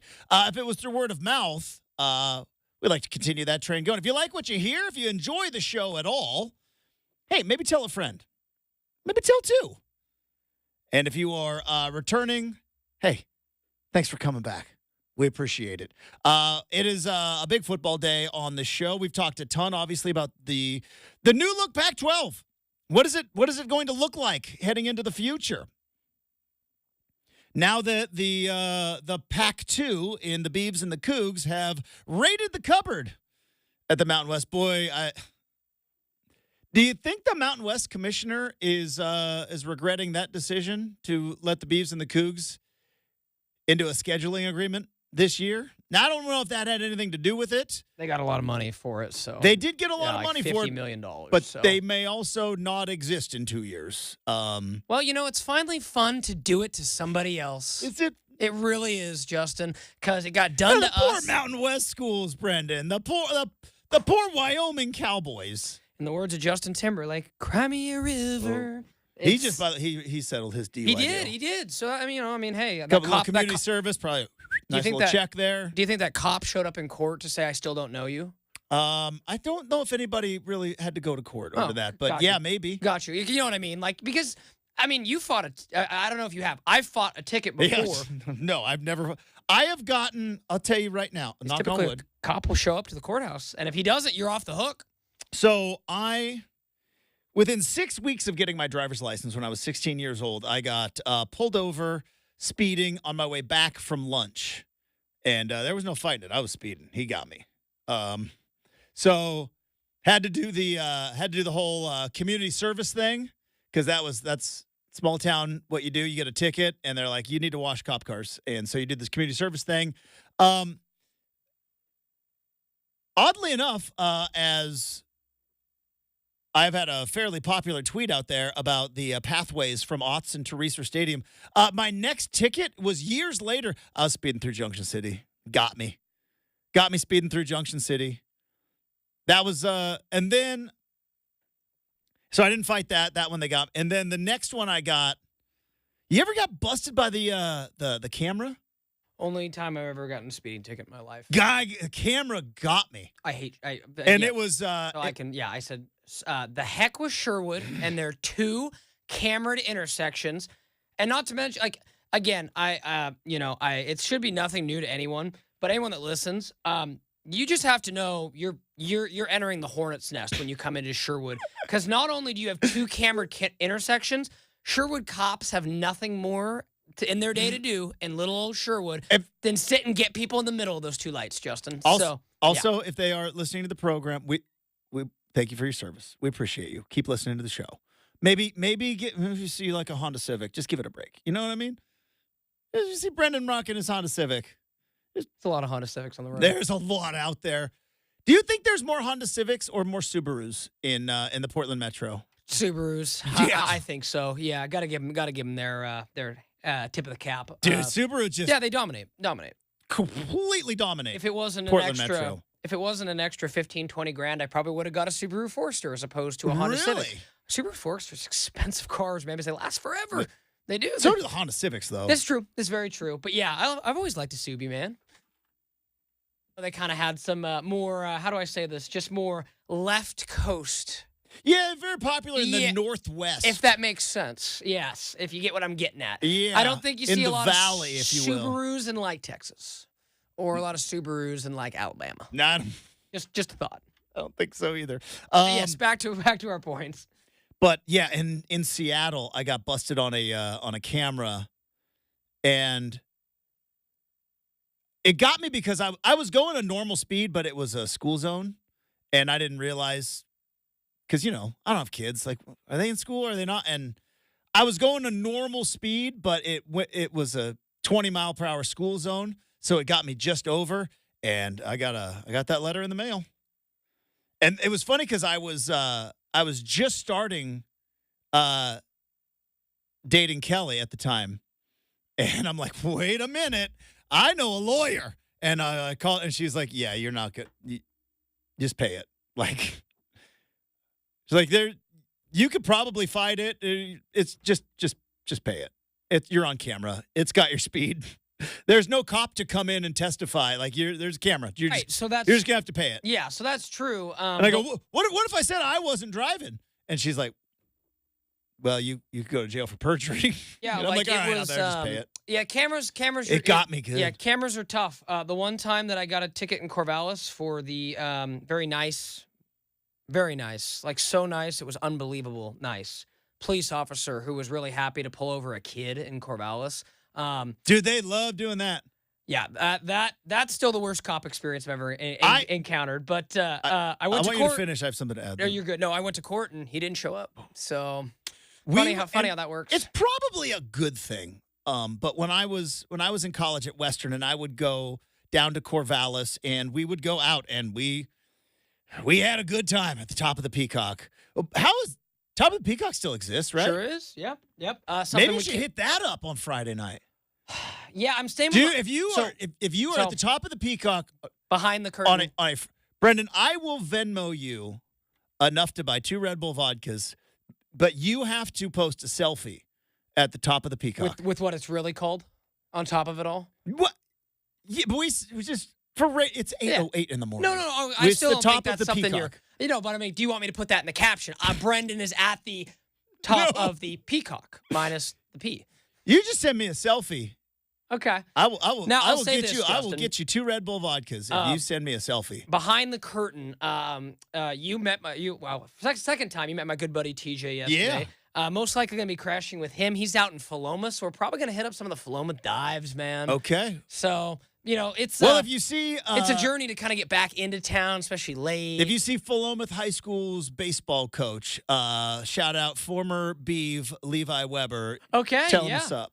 Tell him what's up. Shout out Levi Weber. But yeah, no, that's what's said. Didn't think I'd be giving Levi Weber a shout out on the show today, but you know what? This is what we do. Well, so we do on the program. Absolutely. And after last time, after how horrible my experience was getting down there, I said I'm taking guesswork out of it. I'm gonna stay the night there Friday night.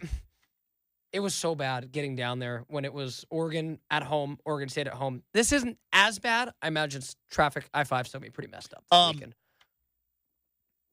So when I would be in Corvallis in my college days, we were very lucky because we had a guy in our friend group who very much liked going out but didn't drink. It was the best. And again, Uber didn't exist back then. Cabs barely existed back then. And did you ever see Point Break? Like the Ridge Point Break? Some scenes filmed here on the Oregon coast. So, yeah, Bells Beach. But I'm not very many people know that. You know on Point Break when like they jump out, but only one guy's got the parachute? That's how we would go out. We're going out and we're going partying. How are we getting home? We don't know. We're going to hope that we find a way back home, but we don't know how we're getting home. But thankfully, we had a friend in our friend group who he liked going out and he didn't like drinking, and it was the best. And we would rotate our cars. Brendan, 100% of the time we got pulled over. 100%. Now, looking back, probably a good thing leaving the Top of the Peacock at 1:30 driving that we did get pulled over. You have a license plate light out. No, we don't. I know for a fact I don't have a license plate light out. I feel it. They love to get you for something stupid like that, too. Like a license plate light doesn't affect, like a brake light signal. But we sure. were being responsible because we had a designated driver. Some probably weren't, and maybe it's good that they got the license plate light out. But 100% pullover rate, which let's be safe out there, everybody. So, I mean, all right, let's be safe out there. Was Winston one of those towns where, like, the cops were just kind of always looking to follow you guys? There were two bars in my hometown, the 99 Tavern and Willie's. 2 bars. If it's after 10 o'clock and you leave one of those bars, you're getting pulled over. We knew it. You That's just knew crazy. it. Yeah. And so if you even had one beer, you did not pull out of the drive after 10 o'clock. It's like, nope, leaving the car there. I'll walk home because it's Winston. It's small enough. I could walk home. But yeah, it was a 100% pullover rate in Corvallis, leaving the top of the Peacock. How you feeling about this game? I know we're going to talk about it obviously more tomorrow and a ton of the Pac-12 stuff. How we feeling about this game? I'm still uneasy. I'm uneasy. I remember what happened 2 years ago, and I know a lot has changed in both programs, but that's still orange and black versus green and yellow. I'm uneasy about this game. How you feeling about it? Yeah, no, I think that my prediction, I think Oregon will win by 3. But I think it will be By 3. a nip and tuck game where Oregon State absolutely has a chance. Like, I just think Oregon being a little bit better on both sides is probably going to play out over the course of 4 quarters. Mm-hmm. But I'm not going to sit there and say, like, it isn't within the swing. Like, if the ball bounces a funny way, I think this could, especially at home. This was in Autzen, no way. But the fact that it's in Reeser, it gives Oregon State a puncher's chance. I agree. There's something in that place. All right, so let me ask you this. So point spread right now, it opened at 14. It's now at 16. Over under 50.5. If you think Oregon is going to win by 3, you're going to hammer that under, right? No, because it's going to get ugly, right? So I would have gone the over. I have 31-28. 31-28. That's what I got for my score prediction. Okay. It took me a long time this week to get to it, but that's where I landed. You didn't ask me my score prediction on the Beaver's because I didn't Edge, have mine ready. Neither did TJ. The Beaver's Edge podcast. We did not have we will not throw it out there till they are ready, man. And I was like, I could bring this up, but I don't even know what I think yet. But no, I got 31-28 Oregon, but with a strong little but wait. We'll see. I think that's it will. There will be a moment where I think Oregon State could take the game. Are they good enough to do it against an Oregon team? I'm not sure. I'm very curious to see because like both sides are going to come out with their hair on fire. And I would have thought the emotional part of this would have been advantage Beavs because the Beavs got screwed. They did. The whole conference thing, the Beavs and the Cougs, they both got screwed, and the manifestation of that screw job is right there in green and yellow, or I think it were white, but you know what I'm saying, right there across the way. You can't punch Larry Scott in the face, but you can smack Oregon in the mouth in this game. But Oregon's now hearing for 2 weeks how they're not very good. And I'm curious where their emotions are. I expected to bounce back. Now, I've also seen this before in teams where you expect, they're going to come out with their hair on, and they just don't have it. And they just don't have that extra little fire. We'll see. It's going down to Reeser. Speaking of Reeser Stadium, Mike Parker, the voice of the Beavs, he joins us each and every Thursday, and that continues as he joins us next to talk about Civil War in September on 620 Rip City Radio.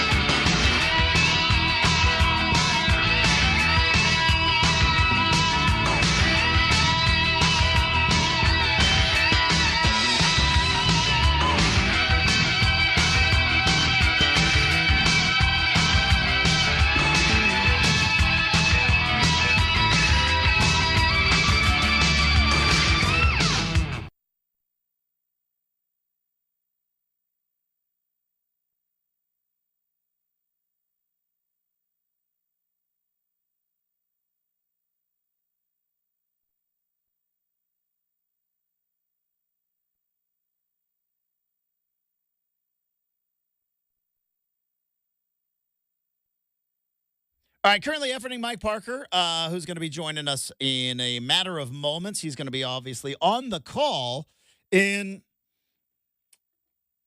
well, something I thought I'd never see, which is an Oregon and Oregon State game that is going to be played in 70-degree weather. Week 3 of the college football season, not a conference game, and I think we were talking about it on the show yesterday. We were also, when I was lucky enough to be a guest on the Beaver's Edge podcast, which I never thought I was ever going to be invited back on again after last year. But, the difference in this game and games past and kind of the new normal for both of these teams, the difference is the stakes that are involved. Because for both Oregon and Oregon State, regardless of what had happened the previous 11 weeks or 10 weeks, depending on how far back you go, your season was determined on whether or not you won this game. You can have the greatest season of all time. You lose this game, and all of a sudden your fans are like, yeah, but. And you could have a horrendous season. You win Civil War. Yeah, but we did win Civil War. Like, those were the stakes for my entire lifetime. And now those stakes are very, very different. Now it is the stakes of, like, who are we?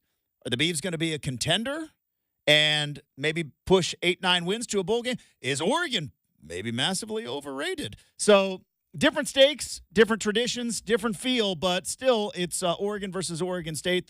The game and the streak continues, and the man who's going to be on the call in Corvallis, the voice of the Oregon State Beavers, back on the big show, Mike Parker. Good morning, Mike. How are we doing?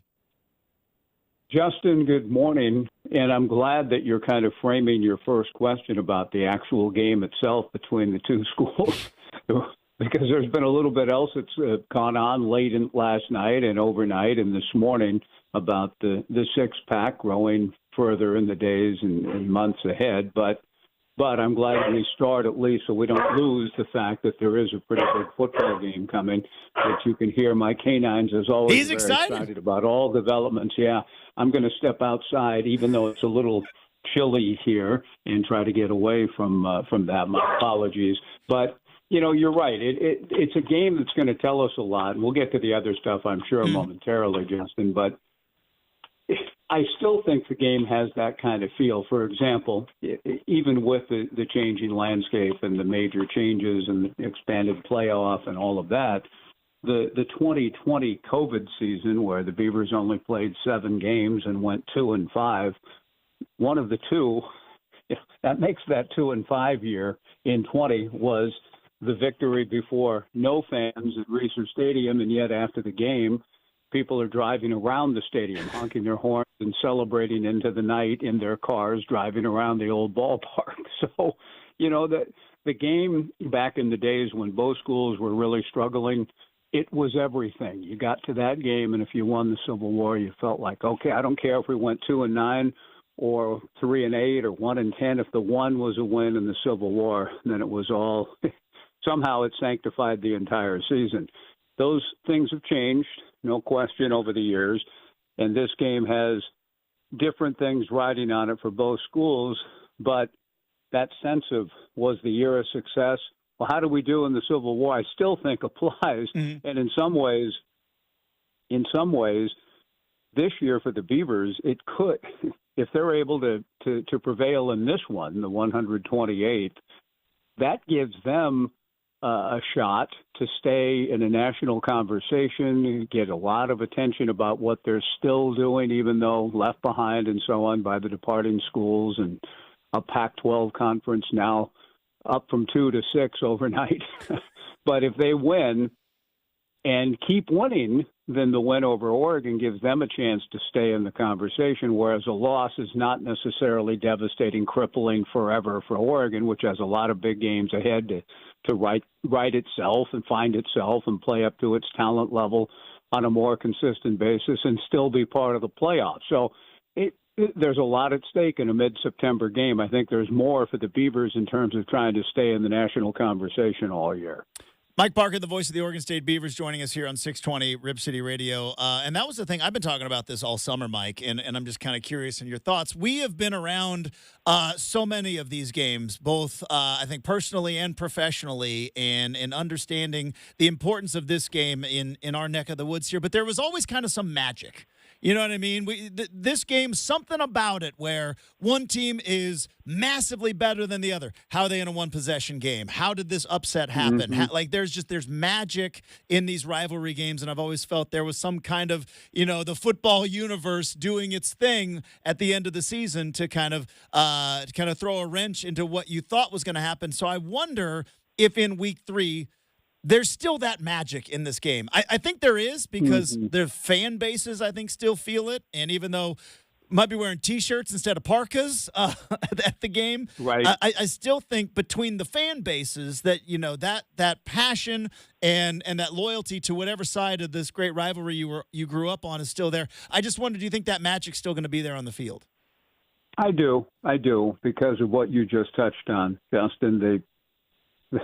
Reeser will be as loud and wild and rollicking as maybe it's ever been. I know that some of those late November games, I remember our 2016 game here when the rain began to pour and Ryan Nall began to run and run some more. Oh, boy. And you know what I'm saying? Yeah. That the place took on what you're talking about. I'm talking about it from the Oregon State Beaver Nation's perspective. That had kind of a magical feel. The rain's pouring on. The Beaver fans are going crazy and cheering and through the rain and the Ryan Nall exhibition, and a nice win for the Beavers that day. And an otherwise kind of rough season, the Beavers had a moment that again sanctified that kind of season for the Beavs to win that last game.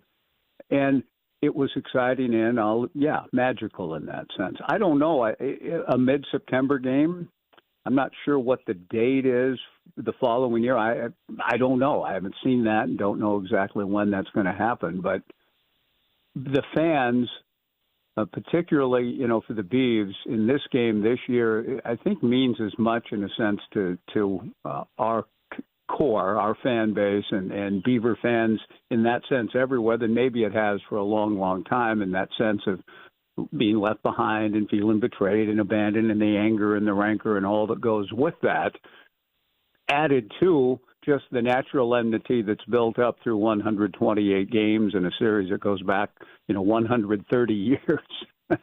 It doesn't matter where they play the game or when. There will be plenty of passion generated by the fans, and I think the game itself will generate its own magic no matter what the weather. Mike Parker, the voice of the Oregon State Beavers, joining us here on 620 Rip City Radio. You alluded to it at the beginning about the news of the new the Pac-12, the next generation. I don't know what the branding is going to be, but the 2-pack becomes the 6-pack now. And the reason I wanted to dive into this, Mike, is because I'm very fascinated with the timing of this. Maybe it was a happy coincidence. I doubt it. I don't know how much is a happy coincidence anymore, that on the day or the week that they announced this new agreement, and that 4 teams now coming from the Mountain West to the Pac-12, it happens to be the week that the Apple Cup is going on. Yeah. The Civil War is going on. Colorado State is playing Colorado. And Boise just put it on Oregon and gave them everything they could handle last Saturday. So, talk about getting the eyeballs on what is going to be a new and rebuilt conference in a week where maybe the biggest games of any of those schools. I agree, Justin. And I don't know if that drove I'm not sure if behind closed doors you were getting we're going to have this done before the Apple Cup. We got to have this done this week. I mean, I do think things, as one person has evidently said, things, quote, came together very quickly last week. There may have been a sense of urgency and maybe even, hey, let's have something ahead of next Saturday if we can get there and get enough I's dotted to be able to make an official release. I've been told that there's still, even today, that in terms of official comments from within athletic departments and so on are still kind of being held off, maybe until noon today. So whether there's anything more, I don't know. But I've been told, hey, we got to sit on some things until noon today, which is a curious statement to me to kind of figure out, well, what could happen then? and maybe maybe there's still just ink to dry and so on before by noon today before more can be talked about. But whatever the case, to have the narrative flip a little bit, and I think Ross Dellinger or somebody in one of the national writers this morning, and Dellinger in Yahoo Sports, good work on his part, broke this late last night. And it was, then it's made the rounds and everybody's weighing in on it and sharing their thoughts. But Dellinger was the first to report it on Yahoo Sports. It creates, I think, what was already going to be some interest, big interest in the games this weekend. It gives, I think, even a greater focus and interest in the game, more eyeballs, more curiosity. More kind of at stake for Oregon State and Washington State in these big rivalry games, and in a sense, again, to make their case. See, we belong. We're part of the same world. We're not going anywhere, and just have a more positive spin to the narrative than these two schools that have been left behind. One more on this, and then we'll get back to talking about some football because, again, like you mentioned, it's about 12 hours old. The news that broke. Yeah. It was about 8:30 last night. I sent Brendan a message saying, "I think we have our opening segment for tomorrow," and so that was about 12 hours ago. So obviously, still a lot of time to let the chips fall, to digest, and everything else. But do you think there is, Mike, for Oregon State, maybe a sense of stability now of knowing that there seems to be a plan into the future, not just the concepts of a plan, but an actual plan into the future, and the rebuilding of the Pac-12 has now begun, as opposed to, well, we're in an agreement with the Mountain West that may go independent. Is there maybe kind of a sense of stability heading into the future? Yeah, I think so. I saw what you did there too, by your phraseology. But anyway, we've been waiting and pondering and wondering, okay, well, and yes, now that you have a core four, as it's being described, added in, then you see that your plan is, and there have been various things that have been talked about. Could you get absorbed into the Big 12 ultimately? Are you waiting for ACC implosion and hope they add you in and create a Western arm and all of that? And the chances and prospects for those sorts of things, as intriguing as they might have been, were not great. I don't think there was a high likelihood in either case, even though Scott Barnes and President Murphy here and the Washington State powers that be were keeping nimble and keeping flexible, and they still are because this isn't done yet. But they've shown that one of the things they wanted to do, one of the options on the table was to rebuild the Pac-12. And so to have that kind of stability, as you put it, and answer now, even though it's not fully answered, and who's going to comprise the rebuilt Pac-12, but that's the plan. It's not we're going to wait to see if we get invited in somewhere else or keep knocking on doors. No, we're going to rebuild the conference. We're going to do it strategically, get the best teams. And I like the idea, too, Justin, that the four gives them now 6, and they need to get to 2, but they may not stop there. They may have other things in mind, but they still have time. They've created a foundation and a base on which to kind of keep building on. And I think that's, even if some folks were hoping to get into the Big 12, even if we were hoping to stay, in the Power 4 somehow with the ACC and Stanford and Cal and a Western arm and all of that, Stanford and Cal still bear watching in the next couple of years because there's still talk about how, there may be in the changing landscape in the days ahead a possibility of a return perhaps. But again, I don't hold my breath on that. But what I do think is what you touch on is absolutely right. There is a plan that has been revealed, and the plan is to rebuild the Pac-12 and not just wait for other chaos in college football. And whether you like all the teams in the league, whether you feel like, and some people are already saying, well, it's just the Mountain West plus 2, or you're still essentially a Mountain West school or a conference, it may feel and look that way right now, but I still think there's more to come, and certainly other schools to add that may change that feel and flavor a little bit. And I like it. I like the fact that we have a good foundation now with 6 schools on which to build up to the minimum of 8. and perhaps 10 or more. We'll see.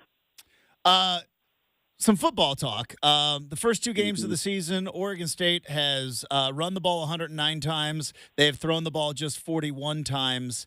And I know we had talked about it after week one that, Ryan Gunderson comes from the Chip Kelly coaching tree. And I very much remember, Mike, my time in Eugene, sitting there with our good buddy Steve Tannen and post-game shows and essentially having to tell Oregon fans that, no, Chip Kelly is wanting to run the ball. This is a running team. It's spread out, but it's spread out to run the ball. And I'm wondering now, I know it's two weeks in, there's a big, long season ahead.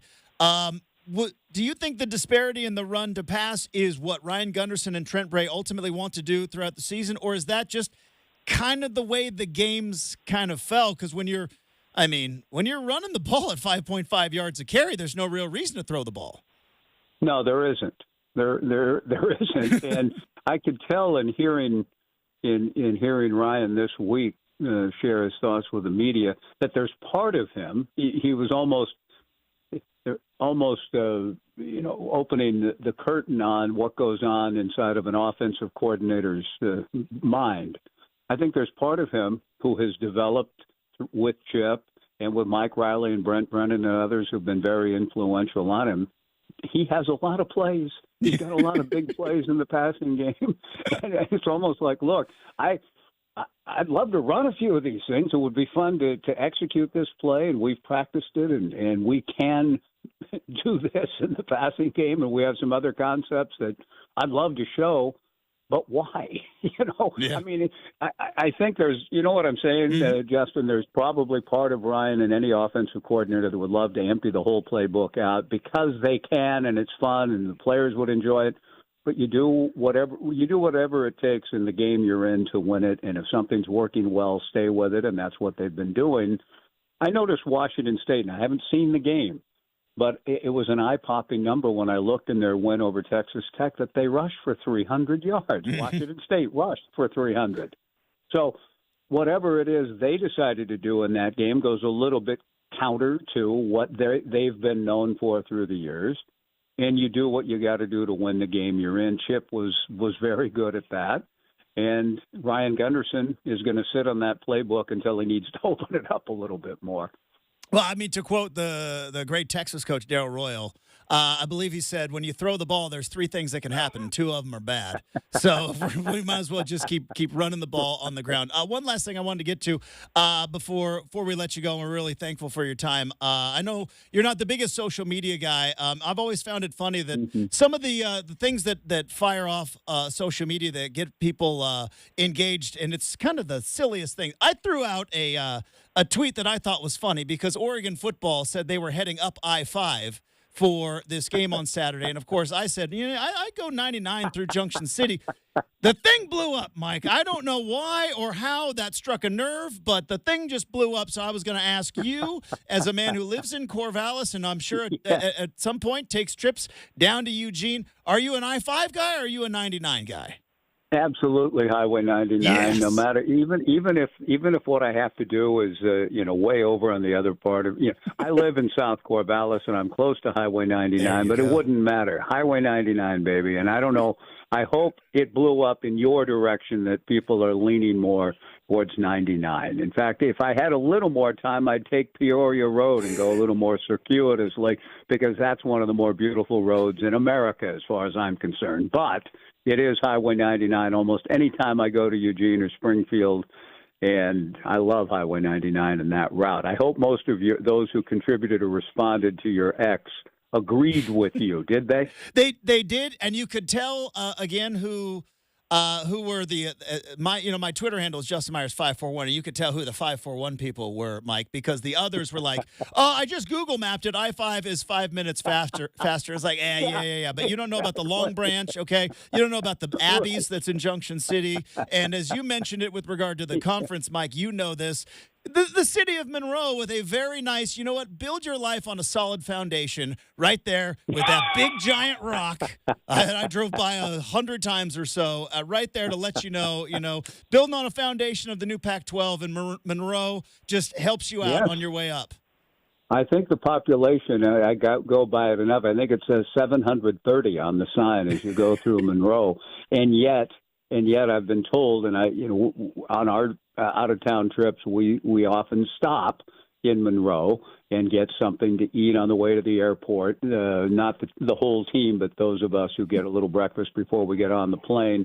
We stopped in Junction City several times as well. So we're Highway 99 all the way. But the Long Branch is legendary. For coaches of both programs coming and going, stopping in, and if they've won, they celebrate a little bit at the Long Branch. So it has the right feel, the right character for all of us. At least in the world that I'm in, it's Highway 99 all the way. Well, the game may be in September, but the kickoff is at 12:30, and that feels about right for this particular ball game. Mike Parker's going to be on the call with pregame coverage on the Beaver Radio Network. Of course, you can hear it up here on KEX. Hey, Mike, thanks so much for your time. Have a great broadcast on Saturday, and we'll look forward to talking to you soon.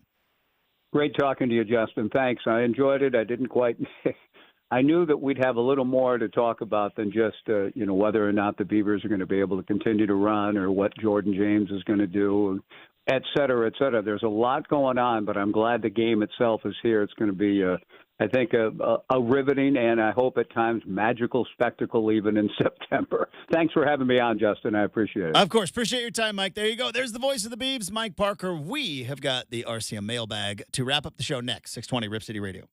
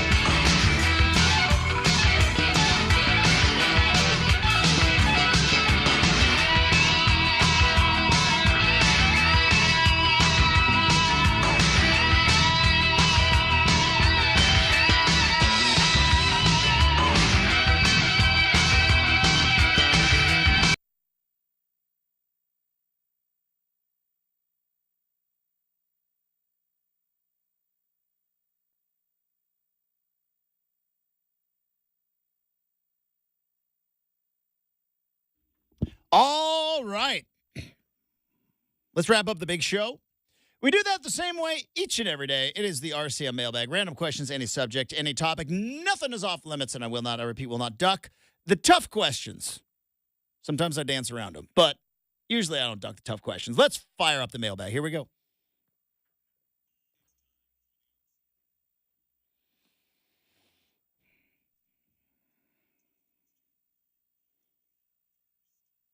First mailbag question today comes from our intro music. Justin, you ever made your way to Aberdeen, Washington? I have been to Aberdeen, Washington, where Kurt Cobain was from. It wasn't on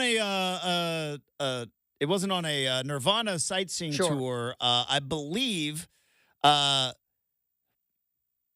Washington is where Grays Harbor Community College is, the home of the Chokers, and it is where, they're the Chokers. So why? You're from a logging family. You know about setting chokers. Yes. Okay. Makes sense. Yep. So not the chokers I was thinking of, but yes. No, the choker on a log that's down in the valley, and then somebody's up running the yoder, and it pulls that log right up there. Real ones, that's a real if you know, you know. Why the Grays Harbor Community College team is named the Chokers. But my dad went to college there, and he was showing me kind of where he went to school. We were on a trip somewhere, and he's like, let's go through Aberdeen. And so that's how I've seen Aberdeen. I know Aberdeen more for the Grays Harbor Chokers as opposed to Nirvana. Yeah, it's just so, because my buddy and I are, pretty solid, Nirvana fans. And every time we go to Seattle, it's like... How are you Nirvana fans? That's like they were gone before you were born. It's very angry music. Yeah. And there are just times... Voice of a generation. And we kind of like angry music, Justin, whether it's angry trap, angry rap. Again, it's funny. I'm curious what you would have been like in the grunge era. Because I was I was right in it. I was in middle school when grunge hit, and flannels and long hair, baby, was it. Like Nirvana was as far pushing the envelope that you could go without adding swear words to lyrics. Mm-hmm. And then... I think Nirvana only has one explicit song, which is insane to think about. But it's you had to do it though to get on the radio, right? There was radio and MTV. Right? There was no streaming back then. Oh, totally. And nowadays it's like, release whatever you want. It'll get 1 billion plays on YouTube if it's nothing else. I always found that curious because it's so far, Justin, off the beaten path. Like you have to get off I-5 and drive for a long way. It's not easy to get to. It's to the coast. See, so it is to the coast. Anyway, I was just curious when that came. So, yes, I have been to Aberdeen, though. Shout out to the Grays Harbor Chokers. That's Oh, you all right there? It's all right. Yeah, the voice is running out today. I got you. Let's 4 more minutes. We're good. Let's get on to the rest of the mailbag, Justin. Tell me now, what's your biggest pet peeve when you're driving? Okay. I mentioned it a couple of days ago, when there's a lane closure and people just pretend like it doesn't pertain to you. Here's the other one, and let's do it. If you're heading down to Corvallis this weekend for Civil War, you know exactly what I'm about to discuss. The right lane is for driving. The left lane is for passing. There is going to be a time when there are 2 lanes on the freeway. And those 2 lanes, one is going to be occupied by a truck. And then guess what everybody in the left-hand lane is doing? We're all falling in line because we're all trying to pass this truck. It's the people that come flying up on the right-hand lane, see that there's a line of cars all passing a truck or a camper, and just keep going. And I'm like, no, dude, I'm boxing you in. That's on the freeway. That's my biggest pet peeve. I know you would like to be going faster. So would I. But we're all in line to get past this camper or to get past this fifth wheel or to get past this semi-truck.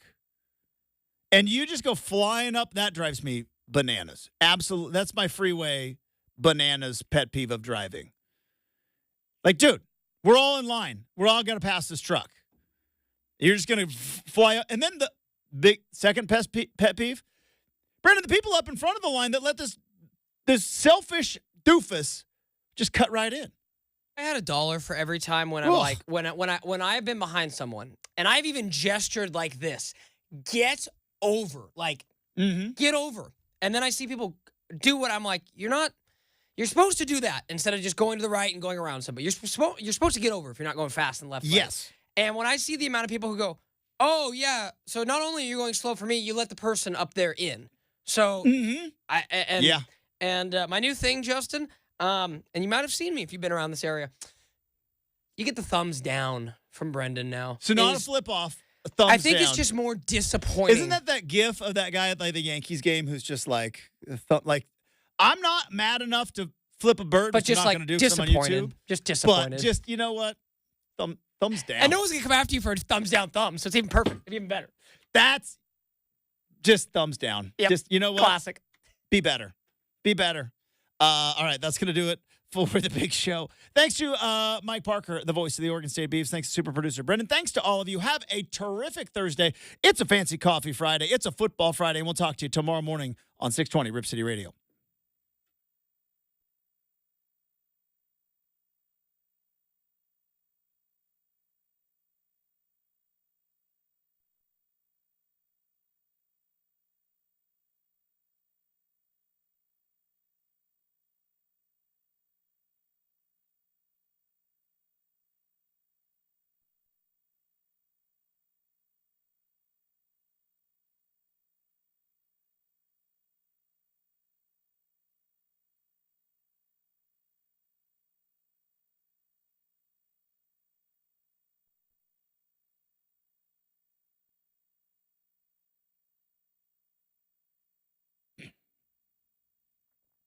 I think we need to get them close to 30, but I don't think it has to be like we were over, and they didn't say anything last time. I think I'm just gonna do two of them. It's very vague. Yes, that's gonna be the attempt.